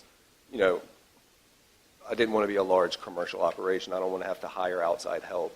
I'd keep it small and safe and quiet.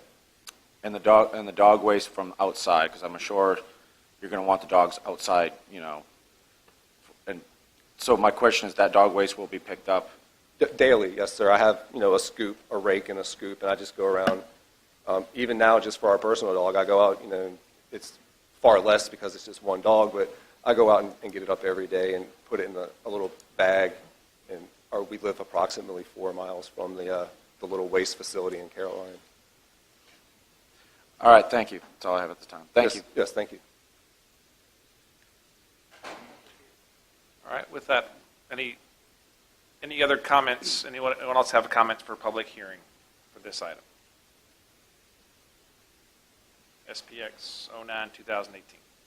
All right, with that, we'll go ahead and close this public hearing.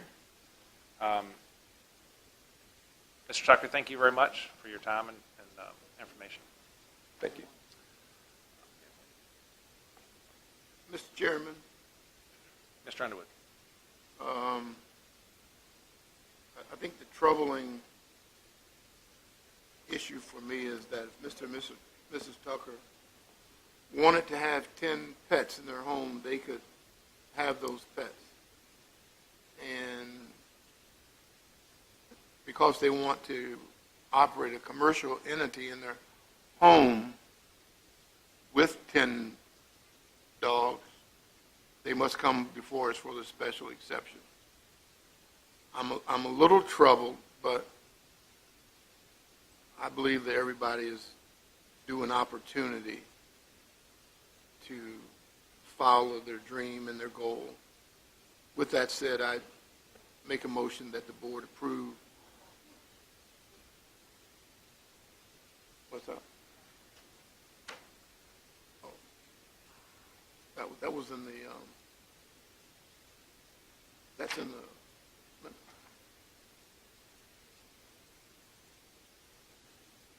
I'll let you make an amendment. How about that? I'd like to make a motion that we approve special exception SPX 09 2018 for the Tucker Kennel. Okay, we have a motion. Can we get a second? Second.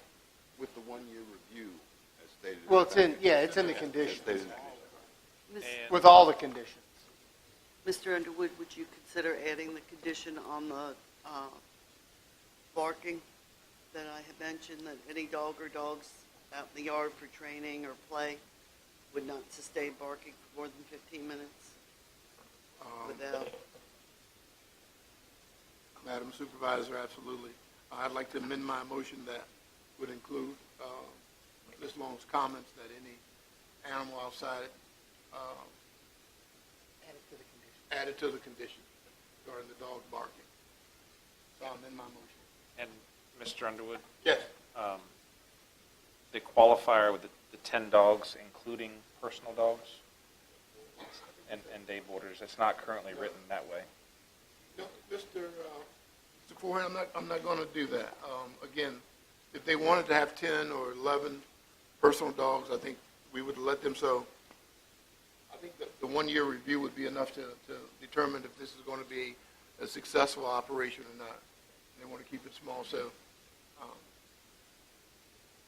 I'm not going to add any other conditions to my motion, that is. Okay. I'll second the amendment, amend my second. All right, we have a motion and a second. Any other discussion? With that, we'll go ahead and vote. All those in favor with accepting SPX 09-2018 with the conditions as discussed, say aye. Aye. All those opposed, nay. So that's 5-1. I was the only dissenting vote. Motion carries.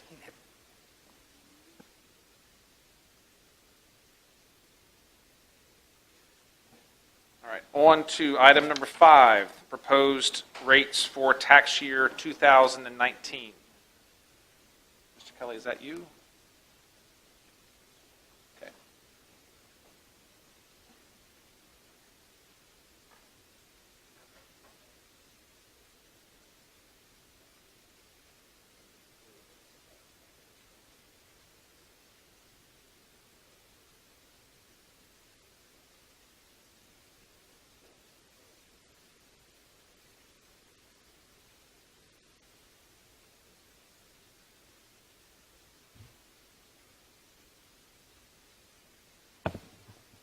Mr. Chairman, members of the board, I could come up with, I guess, the good citizens of Middlesex to make Curtis feel better. We're going to hold 3 public hearings tonight. The first one is going to be on 2019 proposed tax rates. Keep in mind that tax rates are set on a calendar year. Everything else we'll be talking about is on fiscal year, which will start July 1. I know this is a little bit difficult to read, but to try to get all of those onto the paper, all of the tax rates remain the same as 2018 proposed for 2019, except for 2 new classes of personal property. So if you follow the big yellow square and some arrows I put on this document that was actually in your board packet minus my yellow box.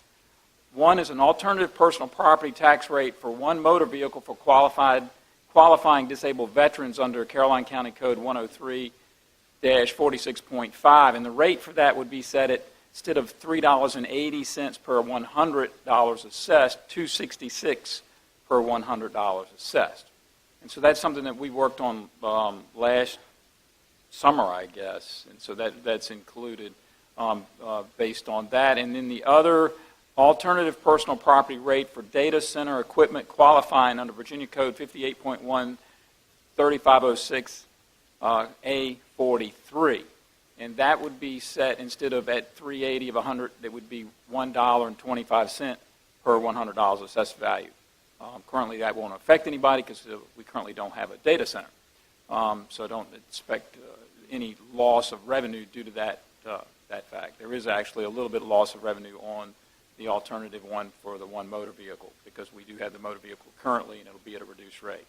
All the rest, real estate rate stays at 83 cents, all other personal property at $3.80, machinery and tools at $3.50, motor carrier at $3.50, and public service corporations, real estate, and personal property are the same. So it's really pretty much the same tax rates other than those 2 categories. And so with that, if you'd like to hold a public hearing on that, I would be ready unless you have a question of me.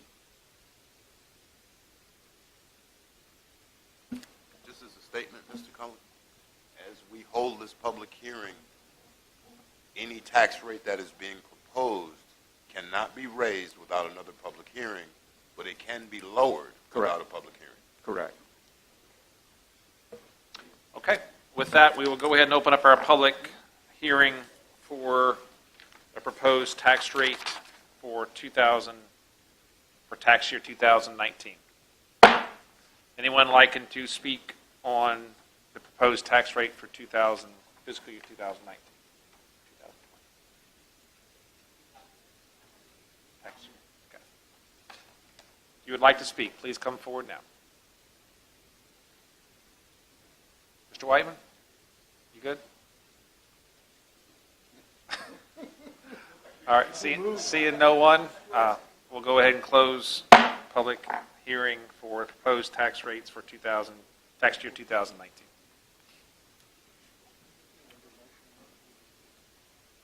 Overview of the proposed budget. This will be a public hearing on the budget. General information, the total budget of $103,070,632, which is $5,601,436, or 5.75% more than the previous fiscal year, which is the year we're in now. The general fund budget of $52,844,284, which is $1,856,972 more, or 3.64% more than the previous fiscal year. No proposed tax rate increases. We just had the public hearing on that. Total budget is comprised of 48.92% local revenues, 30.07% state revenues, 2.81% federal revenues, 18.20% transfers from general fund balance and other miscellaneous revenue sources. Proposes the use of $2,414,300 from the general fund balance to balance the budget. One of the highlights of this budget is we have to start a reassessment of real estate as required by state law. The FY20 budget includes $150,000 to begin this work, and the remaining of that money will be budgeted for the 21 budget, which the effective date of the reassessment should be January 1 of 21. we did propose to eliminate some funding from this budget. The contribution to the Fred Transit for FY20, they requested $136,493. The current budget of the 19 budget is $102,671, and we proposed eliminating that. That will require a public hearing before July 1st to actually eliminate that the Fred Transit route and to save that $136,000 request. We also proposed removing the rental reimbursement to Germanna Community College in the FY19 amount and the 18 amount and the 17 amount and the 16 was $42,000. We originally agreed with them for a 3-year, but we're actually finishing the 4th year. I got the check for the other half of that is in right now. So that we actually went a year longer than what our original agreement was. On the school's request state funding, I went over this a couple of weeks ago, but for most people who weren't here, we'll go over it again. The General Assembly adopted a budget for FY20 provides Caroline Public Schools with an additional $518,167 overall and $523,750 for operations in state revenues above the FY19 budget, which is a $145,318 decline from the governor's proposed budget. The difference between that 518 and the 523 is $4,000 plus less money in the textbook fund, and the textbook fund is totally driven by ADM, and so that's where they have a little bit more in overall operations, but their overall money is down from the state because the textbook fund, I think, project graduation's down another $600. So that's what makes up that about $5,000 difference in those two numbers. But the 523 is in operations. The General Assembly passed adjusted language for the compensation increase, which has significant impact on the schools. If the schools are not able to provide phase 2 of the compensation study, CPS will see a reduction in $770,764 in state revenues, which results in a decrease of $252,597 from the current adopted budget. The compensation phase 2 implementation of the compensation study that the schools developed and funded, we funded the first phase of that last year. That cost is $1,026,229. This is a little sheet. It's another one that's hard to read, but it's from the Department of Education, and the numbers from this come from Marsha Stevens from the schools have filled this out for me. But it does, you see that big yes in the green yes. Does Caroline meet the requirements for the 3 whatever compensation supplement payment based on local increases provided during the 2018-2020 biennium? And with that filled out and the raises that they have in this current budget year, plus the proposed raises for the compensation study for FY20, we do meet the requirement to have the projected state payment of, it's the bottom number on the right, of $770,791.45. So I just included that because there had been some question as to what we had done. Did we meet? Certainly. The governor's budget, and just to make sure I understand, the governor's budget and the requirement, the money that was attached to it said we had to give salary increases to teachers or everybody? Teachers. And that was just standard of quality teachers? Correct. Okay, so this covers standard of quality teachers, plus I'm sure the school board's included all the Everybody. teachers? All the teachers or everybody?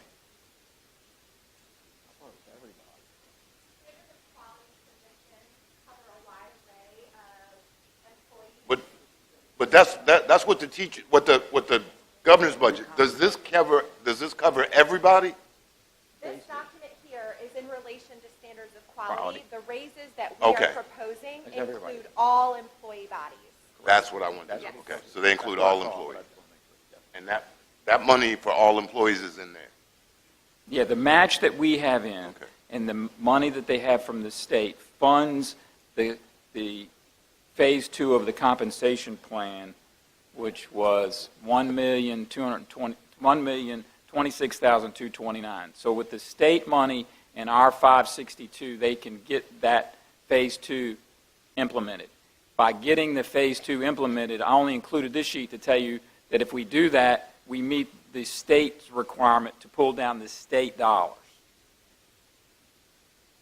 Everybody good?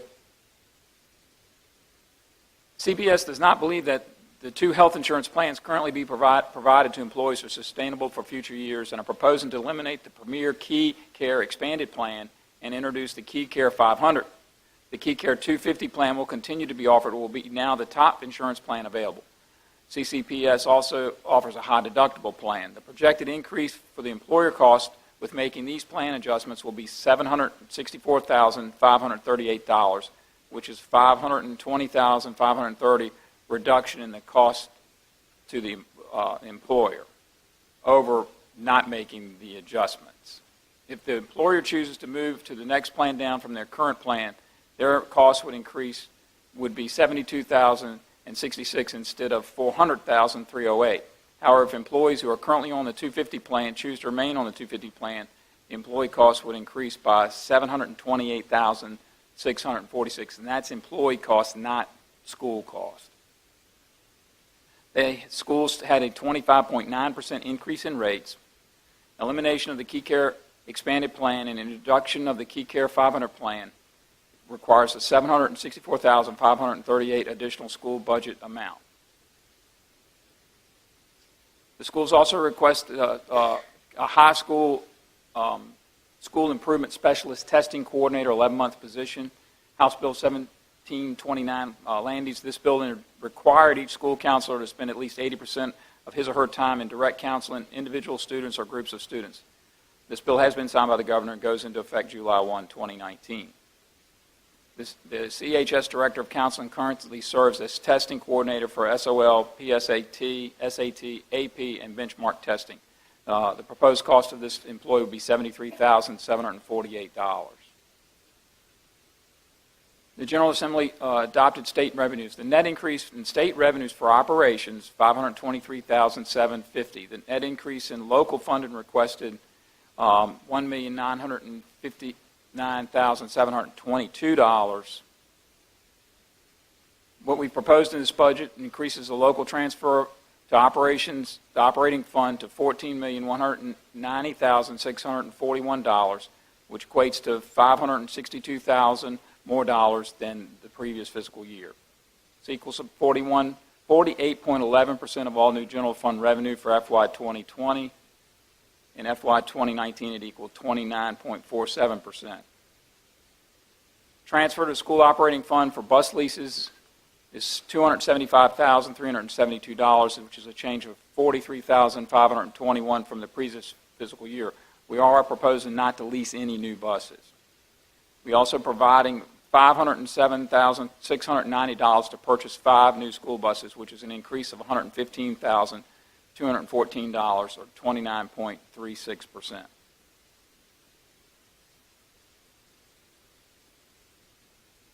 All right, that number keeps popping up. Projects $523,000 additional state funding based on House adopted budget.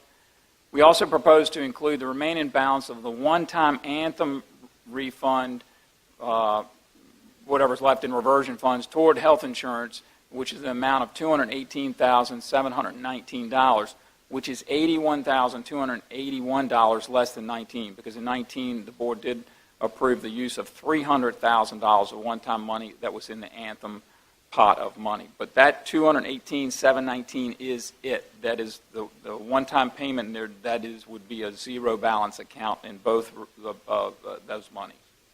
Might be a little bit left in reversion, but of the Anthem would be completely gone. This makes a total reduction from what the school board requested of $791,568. So it's not a reduction of their current budget. It is a reduction of what they asked for, which that was that $1,900,000 number a couple of slides back.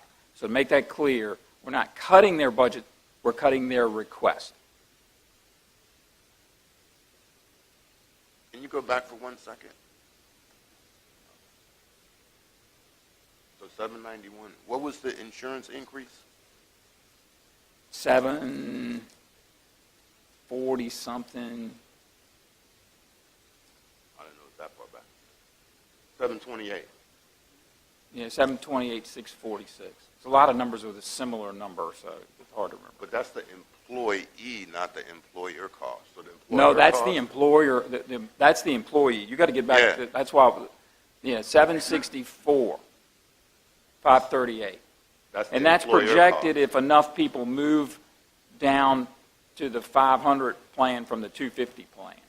Okay. That's still based on, that's a moving target.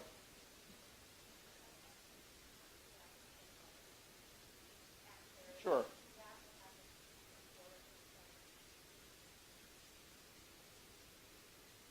I got this number from your sheet.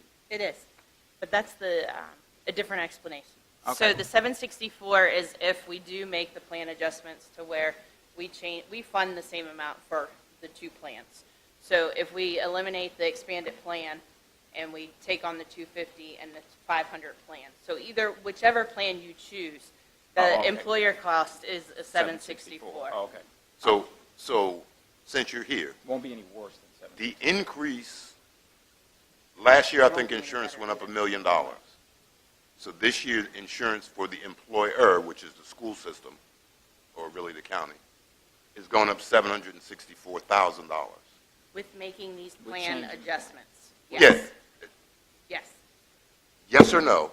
It's going up $764,000. Yes, but a Yes. 25.9% increase on existing plans is well over $1 million.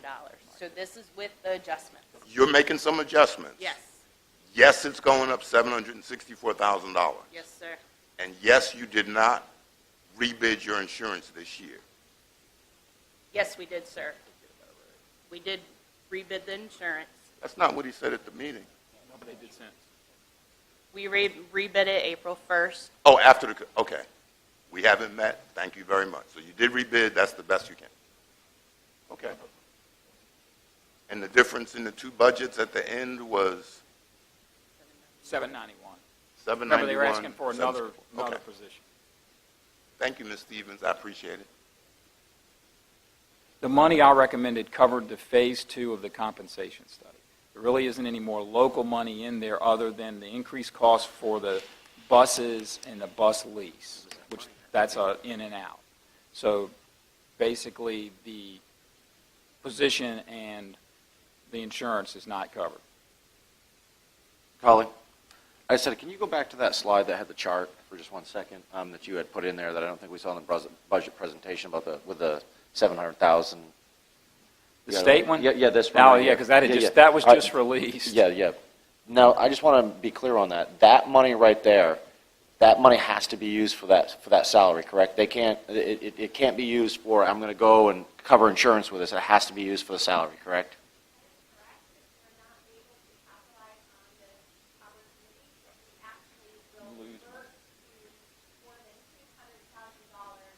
That's a current year.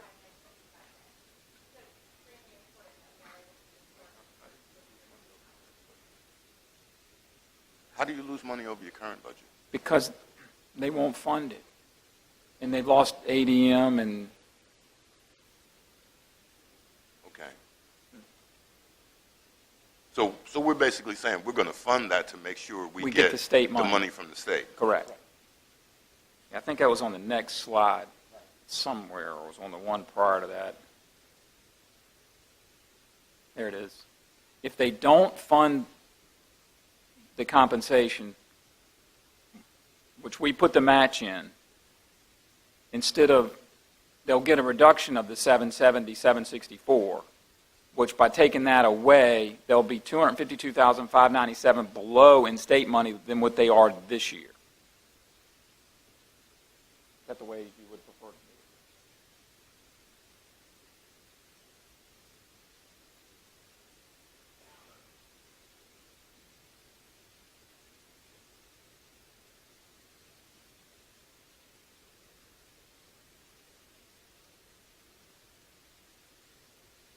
I remember where I was. Personnel. All right, moving on from schools. Personnel. 9 new full-time positions requested at a cost of $546,619.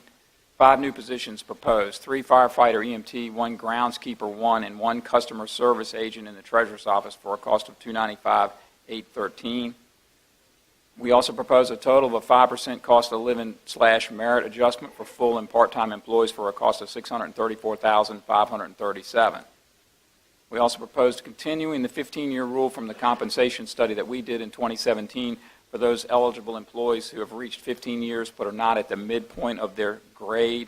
And they have to have 15 years in their current job. So somebody that's switched jobs or been promoted into a new job, if they're not at the midpoint, then they're not considered. This is only affects a few employees that have been in their same job for 15 years but haven't made mid-grade. And the cost of that for FY20 is $19,707.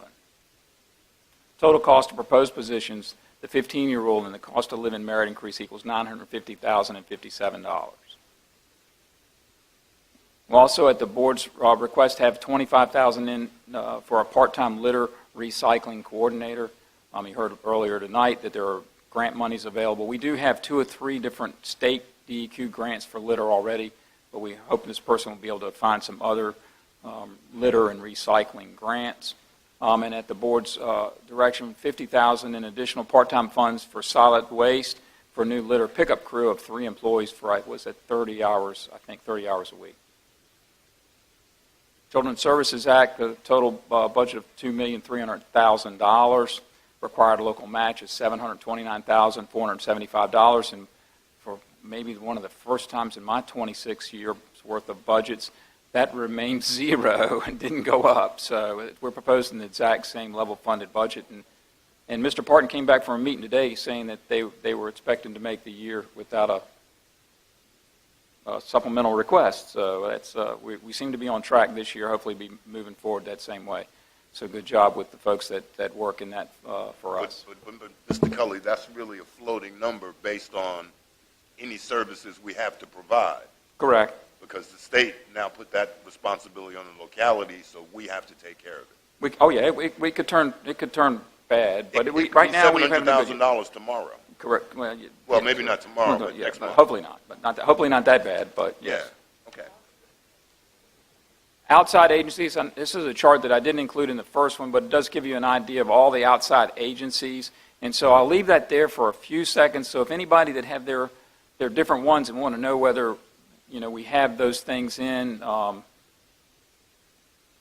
proposed is over there. The one with the underline is the department request, but then the proposed is filled in even if they didn't request anything, because we have some things in there like we probably need to rename, but it's been there for a long time, Caroline Rotary Senior Gala. If we're going to do a senior gala, it won't be Rotary, but there is money included for that in case we can get that off the ground. We did add in a beta club because we've been funding that now every year, so I have that in for $10,000 for 20. Port Royal Sea in there was an increase. That's up to $9,000. Community Food Connections is in at $98.61. Stream Seepers $10,000. Some of the ones we do forever, Rappahannock River Basin, $1,000. So there you can see where the Fred came out at the very top. They were the first one on the list. But I think the rest of those are fairly well level funded. Mr. Cully? Mm-hmm. Just a quick question on the stream sweepers. I'm all for that, but have we made contact with them as far as bringing them back? Has there been any sort of dialogue on that? That is a Mr. Parton question. Okay. Okay, but there is a plan. Okay, thank you. The habitat line item, We've been, I think, normally giving them $1,000. really? I thought it was more than that. That was a one-time shot, but I think, just that in the past have been $1,000 since they've been here. Okay. Well, and then the reality is, this is your proposed budget, Yeah, and we have to have several work sessions before it becomes everybody's budget. Correct. Right. Okay.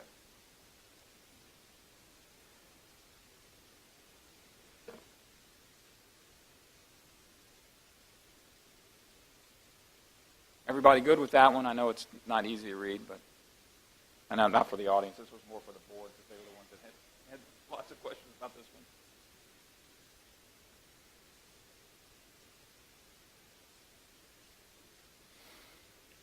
Total outside agency contributions, $282,807, and that's decreasing $62,000 or 18.2%, mainly with that reduction in Fred, but some of the others went up, and we added, like I said, Beta Club and Stream Sweepers and some people that hadn't been in the past that we have just been funding out of the fund balance, so I felt like they needed to actually be in the budget and funded. So.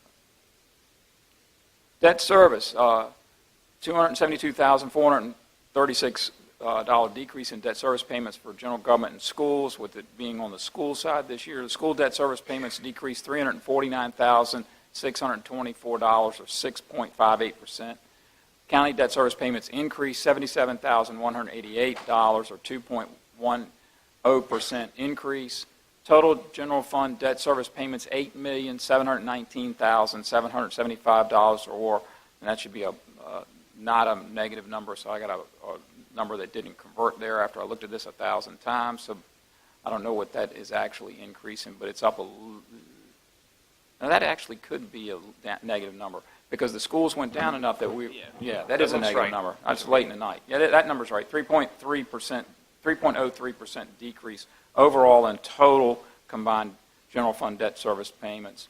The school debt service payments equal $4,965,374. The county debt service payments are $3,754,401.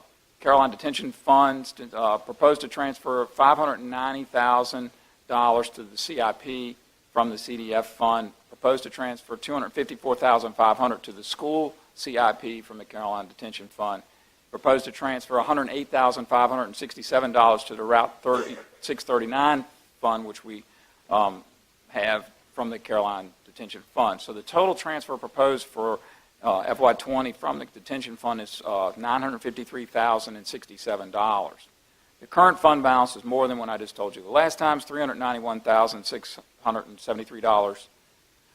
Projected fund balance at 6/30/19 is $591,673. Projected fund balance in June 30th of 20 would be $238,606, and that's a conservative number. Both of all those numbers are based not on total occupancy, but that would be the balance if you spent the $953,067 from the fund in 20. Route 639 Smart Scale, the total project cost was $26,650,000. The county's share of right-of-way and utilities is $3,825,000. The county share of construction is $2,450,000. Total county share of $6,275,000. County revenue sharing balance transfer, we did a balance transfer of revenue sharing money we had in the VDOT account, so it wasn't in our account anymore, of $275,000.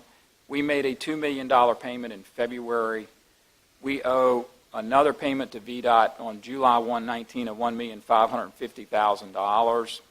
And we owe another payment on June 8th of 2021 of $2,450,000 for the construction cost. How we propose to pay for that, the county payment due July 1, 2019. I'll skip that. The current fund has $500,000. I propose to transfer the FY fund balance increase of $941,433, which was confirmed by the audit, to that 639 fund. That would leave a need of $108,567, tongue-tied, to make a total of $1,550,000 available for July 1 of 19. How we come up with the rest of the money between now and the 2.4 is going to take some work. Utilities, we'll project 21 new water and 21 new sewer connections. We lost $151,750 in connection fee revenue over the current budget. We still propose $400,000 for the Rappahannock River withdrawal permit, which we've been working on. We propose to finance that. $400,000 for water supply well development. We propose to finance that. And $500,000 for the South River sewer pump station and force main work that needs to happen currently in the Ladysmith area. Overall, it would be a $78,955 change in debt service payments decrease. even with the new financing of those projects into sewer debt service, because it is going down. So it sort of bills those debt service payments into existing debt service. The general fund transfer to utility is for debt service, because operations, the user fees cover operations, is $2,207,752, which is only an increase of $13,744, or 0.63%. I'd like to give thanks to Curtis Finney, Director of Finance, and Mr. Alan Parton, the Deputy County Administrator, and the Commissioner of Revenue and his staff for helping them preparing the budget. And so with that, hold a public hearing.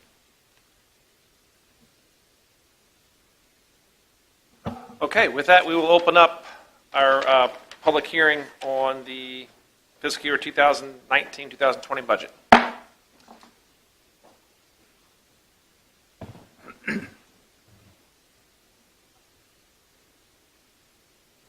Good evening. Good evening, Mr. Forehand and members of the board and Mr. Cully. A lot of these figures I'm going to give you tonight you've already seen from Mr. Cully, and we've gone over it with you before, but we just want to remind you on some of the important points. And don't start timing me yet now until I start reading. We're at 17 seconds already. I'm George Spalding. I'm in the Bowling Green District. I'm a member of the school board. We have 10 points here. Let me hurriedly go through these. Number one, 8 mandatory or critical need budget priorities were presented to the Board of Supervisors, or presented Board of Supervisor on February the 12th. 4 teachers, 1 behavior specialist, 1 ITR, 1 student support specialist, 1 testing coordinator, minor roof repairs, phase 2 of the compensation study. Only compensation in 1 position remain under consideration due to financial constraints associated with the increasing health insurance costs. Number 2, 1729, House Bill 1729 requires 80% of school counselors' time to be hip-to-hip with students. A testing coordinator is needed to oversee testing, which are currently handled by our Director of Counseling. 3, 25.9, Caroline Public School was notified in late February of 25.9 health insurance increase from the beginning of 4 years ago. The local choice, Caroline Public School, has had an average annual increase of 9.65%, similar to statewide trend. Number 4, 20.5, the 2018 compensation study documented Caroline Public School salaries as 20.5% below the market minimum. Unfortunately, as the division strives to close the gap, neighboring divisions continue to provide comparable increases. Number 5, Caroline Public School ranks 9 out of 9 school divisions for starting salary per 1900. Even with implication of Phase 2 salary study, our proposed starting teacher salary of $41,800 remains well below the regional competitors. Number 6, 80%. Since 2017, our school division has moved from 40% of school accreditation to 80%. Our goal is to be 100%. Number 7, the school division requested $1.6 million to fund our top 3 basic needs. The county administrator proposed $562,000. That's 35.7% of the requested amount. Number 8, the approximate number of teaching positions that would be eliminated and additional funding for the 3 priorities is not received. Number 9, 4,100 plus students are reliant on the division and the local to attract and retain the most skilled and professional staff. Together, our efforts will help students be 3E ready, enrollment, enlisted, or employment. Number 10, with 701 employees, Caroline County Public Schools is the largest employer in the county. Our staff, our neighbors, our relatives, our students, teachers, and mentors, the true driving force behind housing, business growth, and student success. Let's recognize the value of Caroline by funding these two basic needs, salary and health insurance. And I'd like to go back to number 9. Mr. Spalding, we're at 4 minutes. Pardon? We're at 4 minutes. Need to move along. I'm sorry. Okay, number 9. Well, you already covered number 9. Well, I just wanted to say that, just give me a minute. I Can't give you a minute. I'll give you 5 seconds. How about All that? right, 5 seconds. There has never been a major league team win a pennant with all rookies or all free agents. Right now, our team is playing with free agents. They're always looking ahead for that other team that's going to come in and buy them out and leave us on the bottom. That's the reason why it's so important to take care of our people, and especially our teachers. Thank you, gentlemen. Thank you. And ladies.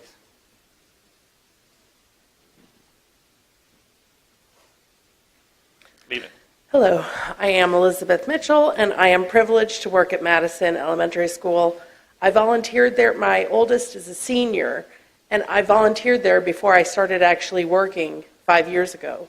I want you to fully fund the schools, but I also want you to know I work every day with students hip to hip. I am a para. I have my master's in education. I actually help lead groups. I work with amazing people. We are expected to care for the whole child. By not taking care of the teacher's health care, you're not caring for the whole employee. And I have saved you guys money because all my skills I bring to the para. I am there with the kids. So I have done my part. I want you guys to dream big and to make it happen for these kids. And I brought 2 of my own, and I also would like to just suggest that these budget meetings, my kids are like dying to get home, they haven't eaten. So I would really love if you had a better time frame for these meetings, because my kids are dragging now, so they don't really want to come up and talk and tell you what they see at the school. But amazing things happen in this county. I've worked on the budget committee. I've seen them slash and try to slim things down. I would love for somebody to stop doing that and to actually pay these teachers what they're worth. And I was going to tell you, I bring $1,000 home. That's my paycheck. Okay, I am lucky enough to have my husband, he works for the federal government, so I'm on his insurance. But those teachers, or those paras who, like me, have to carry the insurance, they get maybe half of that. They are working for a whole month. I want you to imagine it's not just 8:30 to 4. They do the PTA. These people do everything. And imagine bringing home less than $500 a month. And that's insurance. And I do advocate because I believe the health care is going up for everyone. And I believe it's a whole world thing, but I'm trying to teach my kids it does begin at the local level. We make our voices heard. So I believe in speaking all the way to the top, so thank you very much. Thank you. Welcome back. Here I am again. Well, thank you for letting me talk. Again, I'm Rebecca Sheaver. I am an ITRT in the county, but I started out as a science teacher at the middle school. The thing I used to hear from my kids in science classes were I hate science, and I'm not good at it. They also thought technology in school was just about typing papers. So I set out to change that culture. Even with 38 students to a class, I worked 10 hours a day setting up a STEM program and preparing engaging science and technology lessons. I was blessed with Teacher of the Year for the County of Caroline that year, and I couldn't have been more proud. Last year, working with one school as an ITRT was amazing. The vision for the school was to help introduce and balance STEM instruction for the students. In my efforts, I wrote grants, secured donations, solicited recycle items, and we set up a great STEM lab at Madison. Some of you have seen it. The students came once a week, every week, to do great lessons. On my planning time, I was with teachers planning engaging lessons with math, science, and tech. When the students first started coming to the lab, I would ask them, what is an engineer? And they would tell me, the person who drives a train. And then I would ask what a scientist is. And they would say, a smart person who mixes chemicals. Now today, if you walk into Madison and ask any one of those kids, an engineer, they would say, is like me because I like to build things and solve problems. Or I want to be a scientist when I grow up. It was amazing to see these kids flourish in this environment. Let's fast forward to this year. The ITRT position was not funded last year, so my position was split between two schools, one instructional technology person for 1,200 students and over 60 staff members. Unfortunately, it's just decreased my instructional time. It's STEM-focused once a week. They go once a month now. While teachers have made strong attempts to foster the learning in STEM lab, it doesn't. Teamwork and collective efforts work much better. The VDOE has now put forth the new computer standards that will have to be implemented in every grade starting in September. This responsibility will be part of the RTIT's job. My concern is, how will I make this work for two schools while maintaining other quests? For example, this weekend, I was able to take 20 students down to VCU, and they were entered into a solar car competition. We competed against middle schoolers from around the region, and our elementary school won first and second prizes in all categories. Okay, it will be a challenge for me to find time to offer this opportunity to our students because I foresee that I have to work on the weekends at the Math Science Center and keep my after-school job because my pay will be cut again with raising healthcare costs. I truly don't know of another company where you work 10 hours a day for years, go to your second job at night. Then after working for that company for years, your pay is actually cut, and you are expected to do more with less. However, this is a teacher's job in Caroline County. It took a lot for me to stand up here before you tonight, but I did want to do so because I value the students of Caroline County. I value their future. It is really unfortunately, I myself do not feel valued by this board. I'm sad to say that I might have to look elsewhere to do this job with a board that truly values the children, their learning, and their future. Please help fund Caroline County, ignite the spark in every child by funding another ITRT position so we can give every student that experience. Thank you.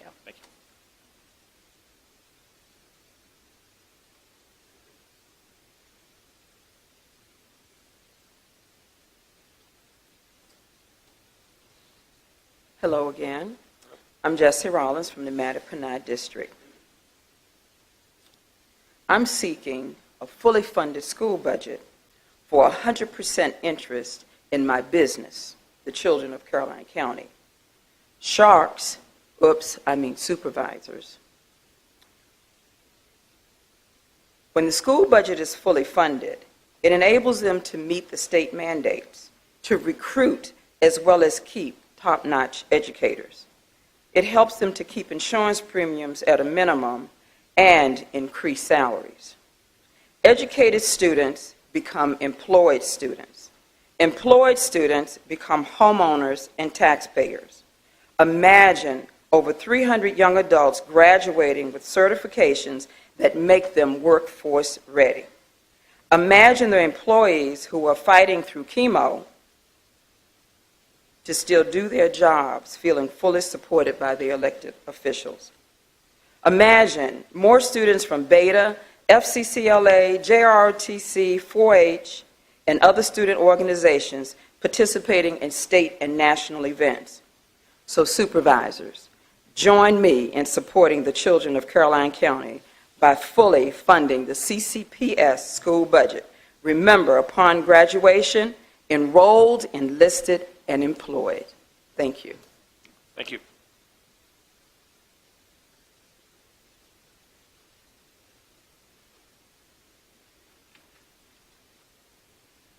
Good evening. My name is Dr. Jawanda Rollins-Fells, and I'm from the Reedy Church District. This evening, I actually want to start by saying thank you. Last year, I was asked a question when I attended a board meeting about what I saw the challenge being, and my response was communication. Since that time, we have had more joint board meetings and more opportunities for two-on-two meetings so that we could ask the hard questions, so that we could take a deep dive, and so that we could understand what some jargon means in real language.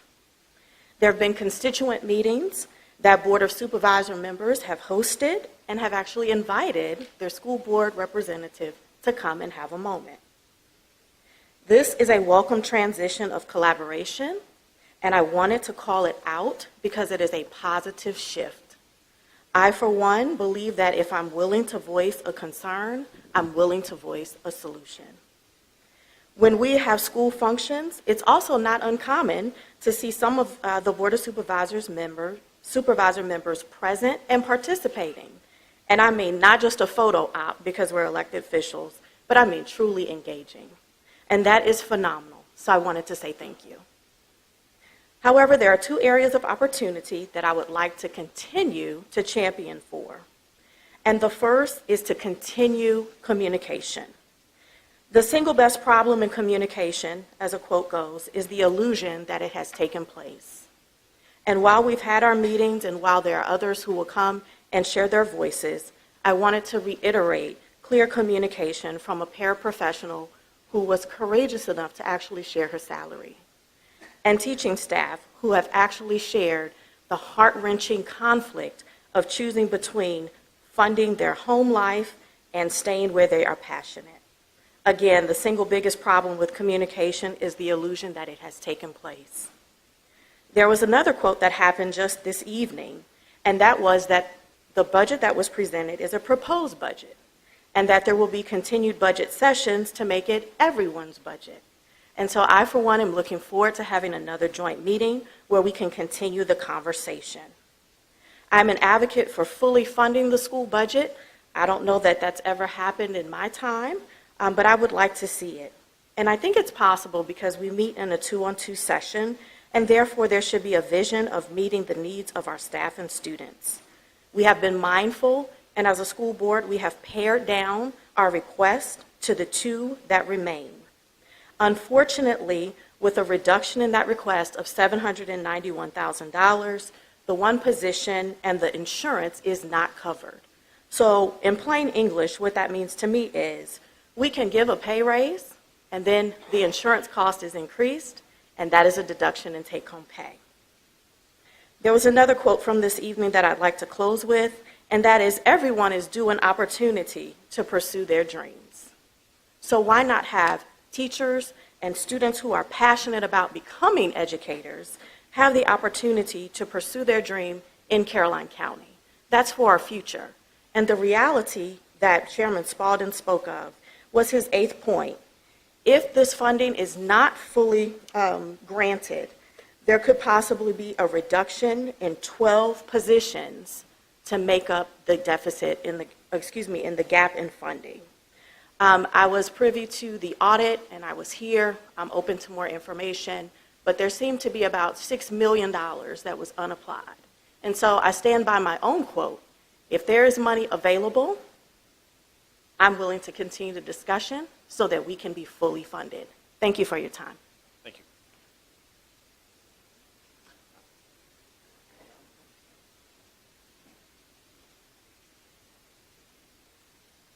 Good evening. I'm back again, and I forgot to say that the egg hunt begins at 2 and dinner starts serving from 3 to 6 with the Ruitons. But I'd also like you all to reconsider your proposed budget. The 5% cost of living increase that you are giving your employees is what, excuse me, our compensation plan with more employees doesn't even touch it. We would like to have a comparable compensation for our employees. We are the biggest employer in Caroline County, and it's hard to tell our staff and students, I'm sorry, they just didn't have the money, because that's what we've had to say over and over. The 7 years that I've been on this board, we've had to say, I'm sorry, we just couldn't do this. So I wish you would look deep into your well. You were able to find money for other things, and I really wish you would think about the students in Caroline County and all the employees we have, because they deserve it. Thank you very much. Thank you.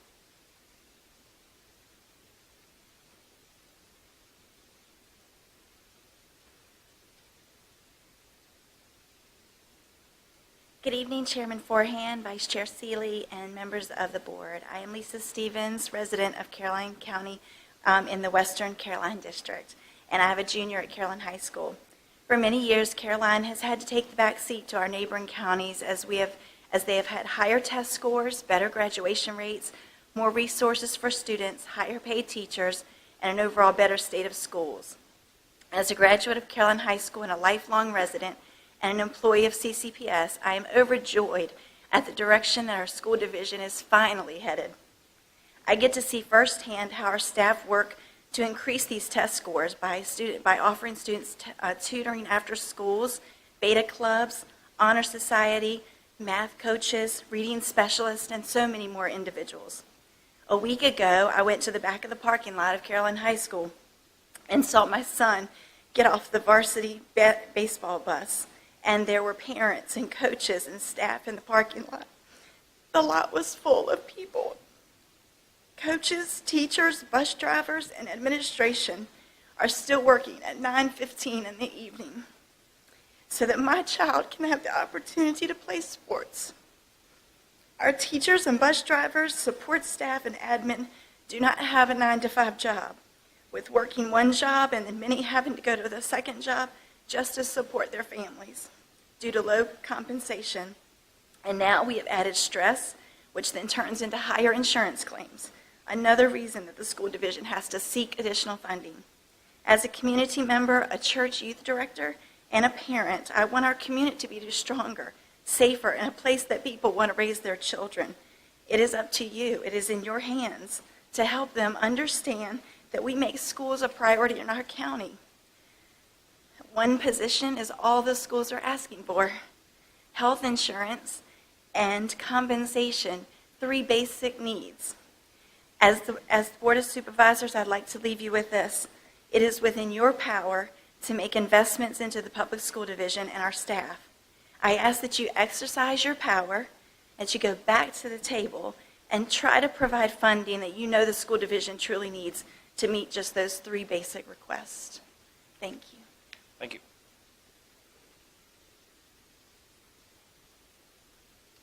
Would anyone else like to speak on the County Administrator's proposed budget for 2019 and 20?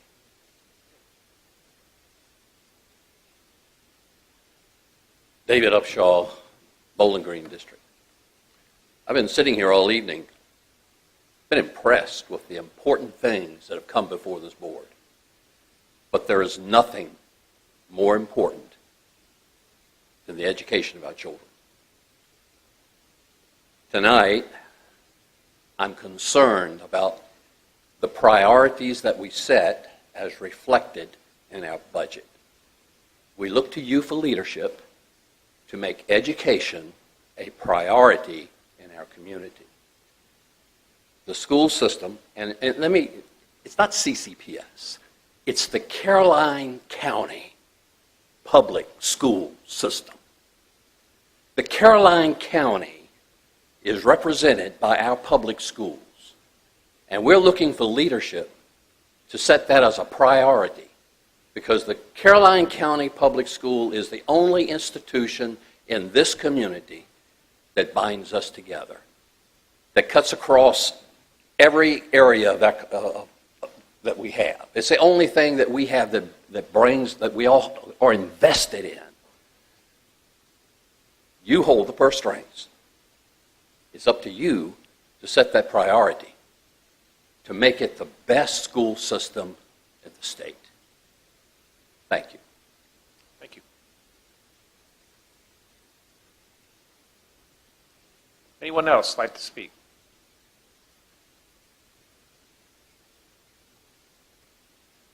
Welcome back. Thank you. My name is Michelle Truitt. I am an administrative assistant at Legal Aid Works, which has been serving the Caroline County just since 1973. I am from the Reedy Church District. Thank you for the opportunity to speak with you, and thank you for your previous support. We are asking for level funding of $1,500.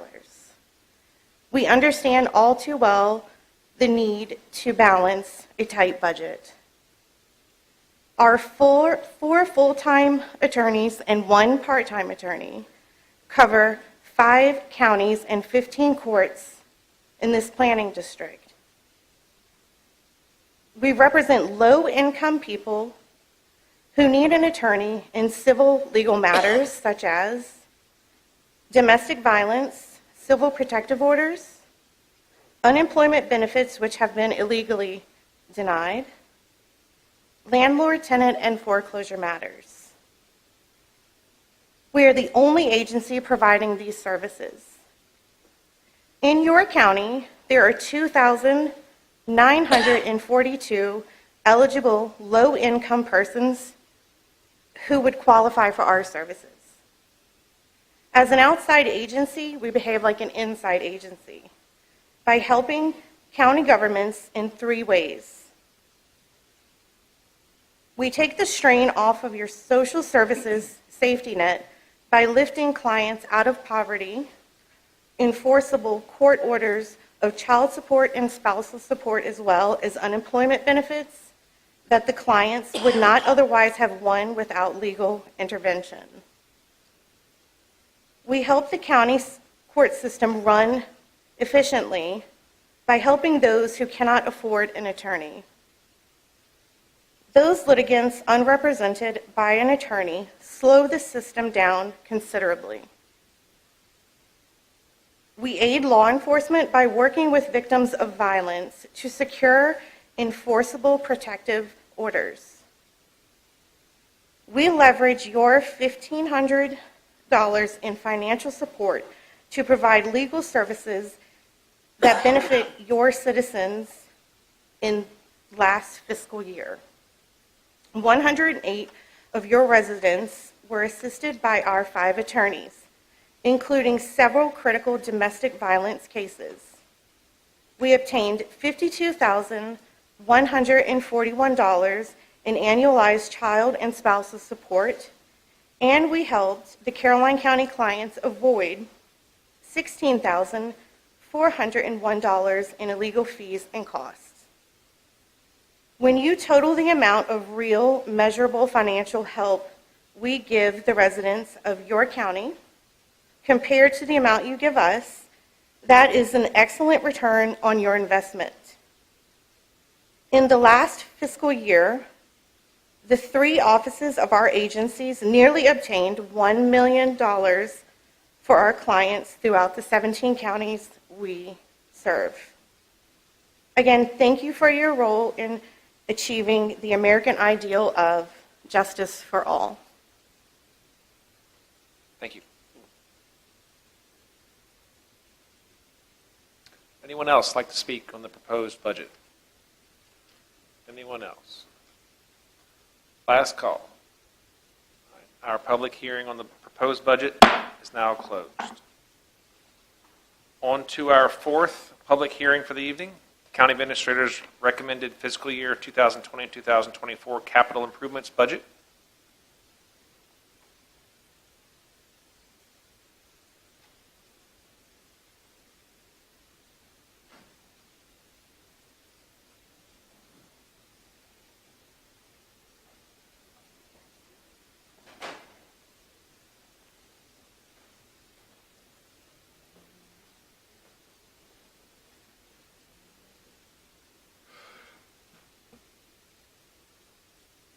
A few more numbers.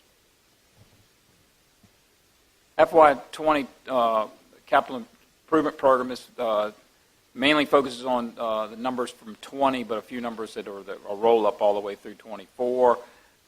Department request, all departments, infrastructure $4,396,500, equipment $3,167,994 for a grand total of request of $7,564,494. Grand total all requests over that period 2024 $70,360,469.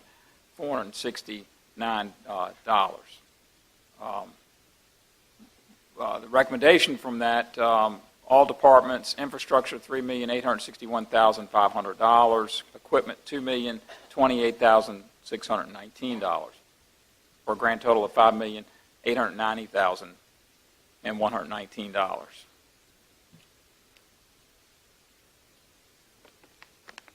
Grand total for all departments over the same period, 20 to 24, down from 70 to 51,670,978 dollars. And what happened with that is I moved some things further, as I like to say, to the right on that spreadsheet that moves them out of the 20 to 24 and puts them in 25 and or 26 or somewhere to the right. It's called kicking the can. Correct. When you have any way to pay for it, that's all you can do. Police vehicles, we talked about this at the budget overview 2 weeks ago. Police vehicles, $521,067. That would be leased. The sheriff's records management system is obsolete. That's basically a computer system that runs their whole department, all their records, and they could explain it more than I can, but that's software basically, and I'm sure some hardware for $499,862. That would be also leased, borrowed money. An EMS ambulance replacement, excuse me, and I did know that number, but it's an old ambulance, so it's one ambulance, and those continue to creep up in cost, $210,000. And one roll-on, roll-off truck, and that is an additional truck to our fleet to help keep pace with recycling and some movement of trash. Some of the projects we've picked up, we're having trouble with keeping all the trucks on the road. Infrastructure. We need a new Exchange server, which is hardware and software based to keep our email system running. That we are running on the 2010 version. Oh yeah, your favorite thing. Icon so you can hear me boo. AS400, AS400 upgrade, which y'all have already actually purchased, the authorized. We can get a boat anchor for less. So anyway, that's coming in July. Replacement softball field lighting, Mrs. Long, I did get this clarified for Mr. Schiebel. This is the 30-year-old poles that are currently at the park that are structurally lacking and unsound. So it's a replacement. It's not.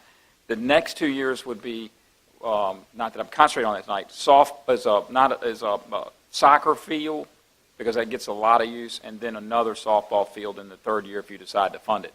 But all that we're proposing to fund right now is FY20, which is a replacement.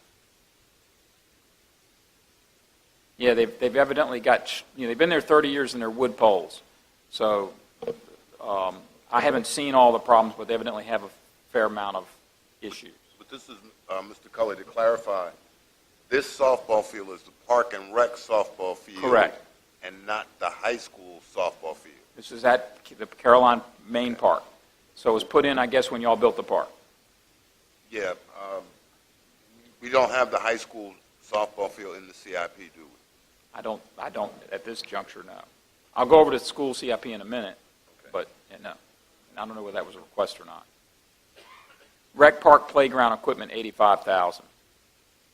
And both the lighting and the playground equipment are proposed from the CDF funds. The Exchange server and the AS400 will be borrowed, leased money. New Sparta station, that's not the whole thing, but that's to get some start seed money to get the Sparta station moved. They're working on obtaining property and easements and those type of things now and have a plan that they've put together. And that is also would be $200,000 from the detention CDF fund. Ladysmith convenience site relocation, $1.5 million. That would be financed over at least 20 years. Emergency generator, that would be at multiple sites, fire and rescue, county admin, sheriff's office, replacing some existing generators and providing new generators for emergency operations 24 hours a day. And $70,000 to start the process of looking to either expand or relocate Corbin Convenience Site, which is our smallest site. We struggle to even turn around trucks and stuff in that particular site up off of Route 2. Schools equipment, a 53-passenger special needs bus. Originally thought 2 weeks ago that was $107,000. That evidently increased while I was waiting to buy it to $109,606. And the replacement of 4 buses, $398,084. Those also went up a little bit. Classroom technology, $50,000, and staff computers, $50,000. Schools infrastructure, playground expansion, $64,500. And restrooms at the football field at Caroline High, $90,000. Infrastructure utilities, kind of went over this in the budget. Water supply, well development, 400. Rappahannock River withdrawal permit, that which we continue to work on, 400,000. And the South River pump station and force main upgrade of 500,000. All those would be financed. Totals: the infrastructure, $3,861,500. Equipment, $2,028,619, for a total of $5,890,119. Proposed to transfer $844,500 from the detention center funds. $507,690 would be transferred from the general fund to the school fund. It actually goes to the school fund, but then they would fund this CIP to pay for those new buses. And then $4,537,929 is either short-term or long-term finance, depending on what those things are, to finance the rest of those projects, the utilities and infrastructure, computers, those type of things. Special thanks for development of the 20 to 24 capital improvement budget to Mike Fincham, Director of Planning and Community Development, Lisa Sack, Planning Technician, the Planning Commission, who had a public hearing on this already, although I've made some changes to it after their public hearing, Curtis Finney, Finance Director, and Alan Parton, Deputy County Administrator. And with that, unless you have any other questions, we certainly hold a public hearing on the CIP.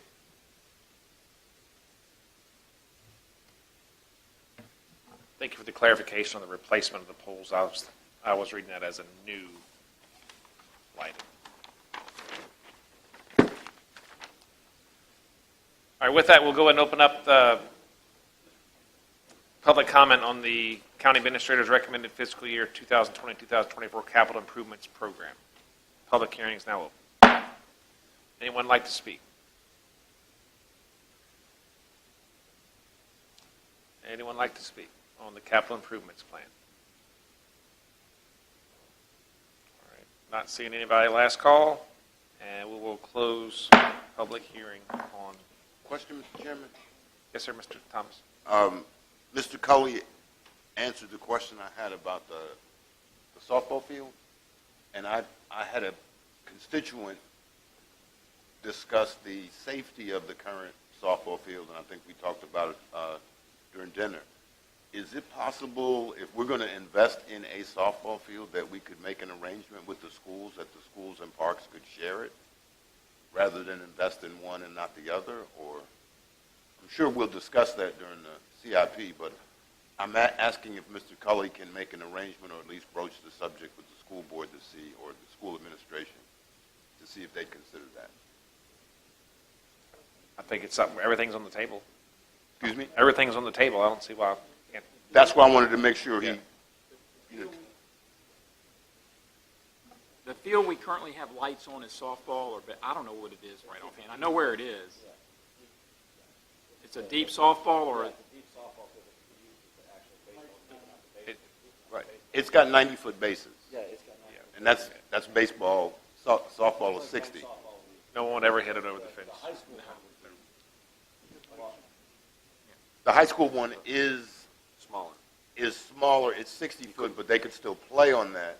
But the fact that it's 60 feet down a steep hill, there are issues with safety. I actually walked it yesterday. Oh, I'm confused. So it's issues of safety with the school field. Correct. Oh, sorry. I was trying to picture what safety issues we rebuilt. Yeah, I'm just speaking about the school. I know someone who has a daughter who plays girls softball, and she asked me to meet her at the field yesterday, but the game was with Spotsylvania, and they were closed. So I walked the field. I almost broke my ankle several occasions. It was hard to get to the field because it's on a steep incline, so handicapped people can't get to it. I know it's a school issue, but I'd like to fix it somehow so the schools have a better, facility for girls softball. What is it, Title IX? We got to make sure we take care of that. It's not us, but the schools. But I'd like to help them some kind of way. So if they can use the county field, that's fine. Yeah, we'll put Parks and Rec on that. Oh, yeah, they're already using our seat.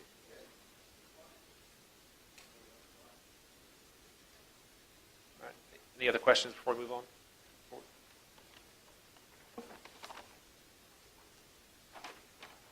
Actually, with that, I think we're done. Else haven't? Okay.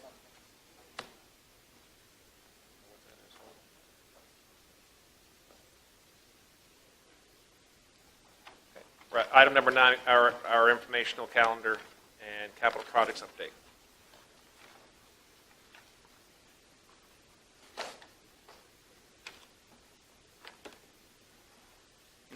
Included in your packets, the capital projects update.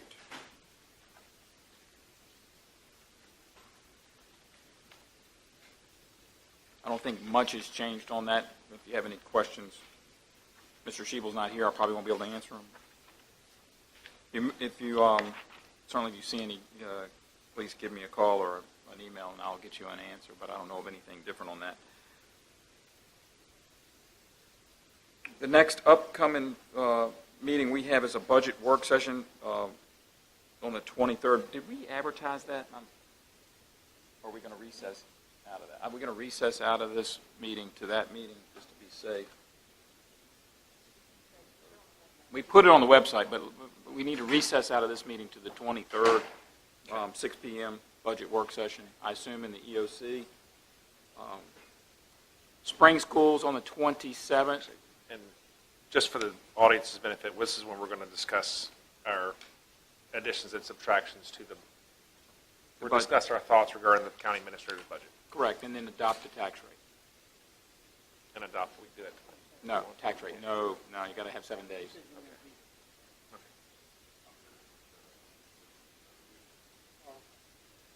Which is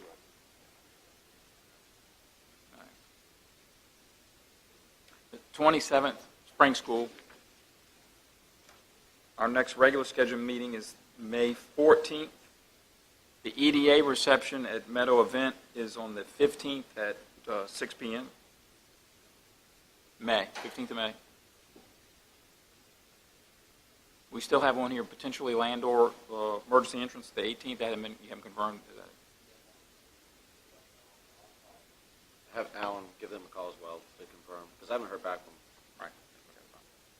Memorial Day on the 27th, and you canceled the meeting on the 28th. So that's what we have upcoming for the remainder of April and May on the schedule at this time. So we do need a motion to recess to the EOC for budget work session and adoption of tax rates for the 23rd. I make a motion that we adjourn this meeting You to want the...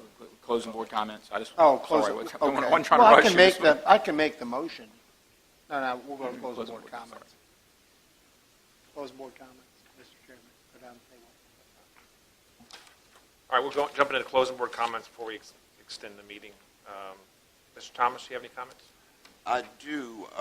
Mr. Cully, at our constituent meeting, this is regarding what Mrs. Rollins talked about with 2 trucks meeting on the road. I thought we had set up a meeting with the contractor or the developer, and we're trying to schedule bus or their trucks not at the school bus time. I thought we did. Didn't we do that?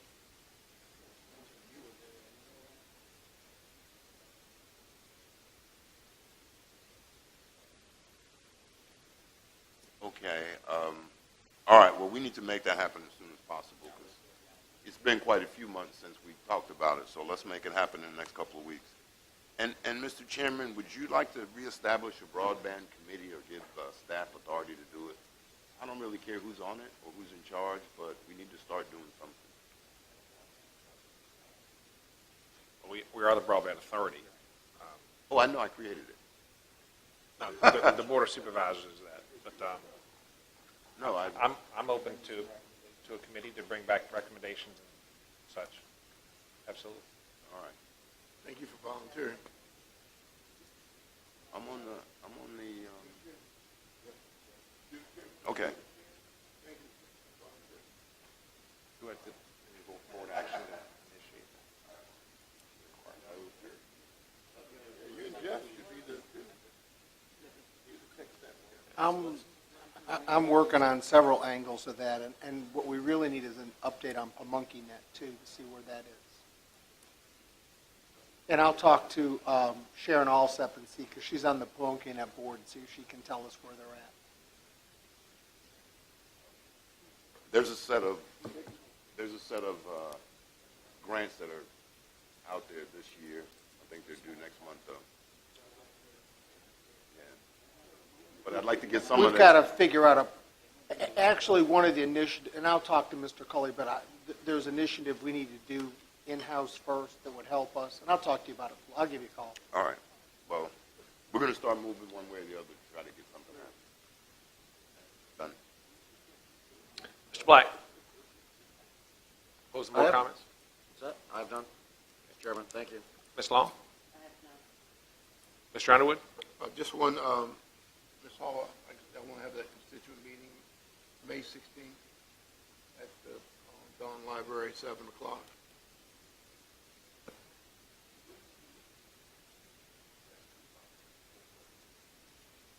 My guess is our May meeting.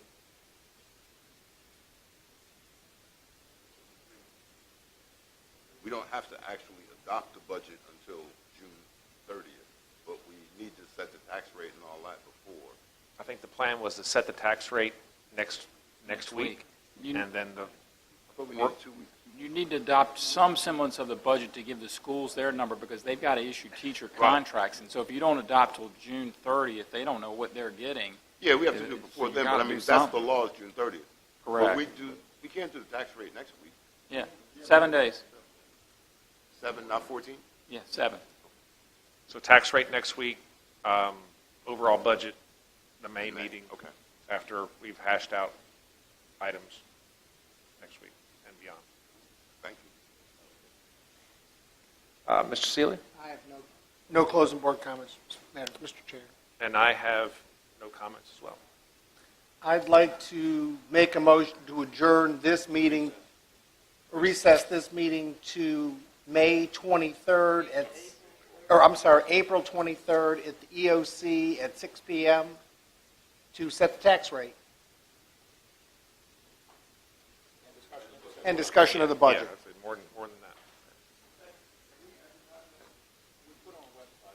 Can we advertise that well, I'm sure well, I know it's a waste of money, but we need to make sure we're as transparent as possible. Can we put Do I have a it second?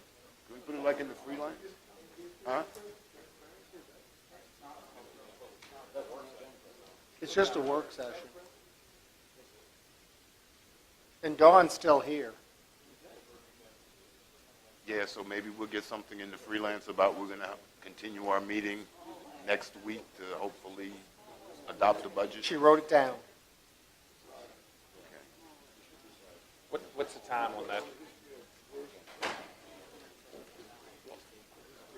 What was the time next week? 6 o'clock? 6 p.m., 23rd. Okay, do we have a second? Yeah, Floyd seconded. We have a motion, the second. All those in favor of recessing till next week? Aye. Aye. Any opposed? Motion carries. We are in recess.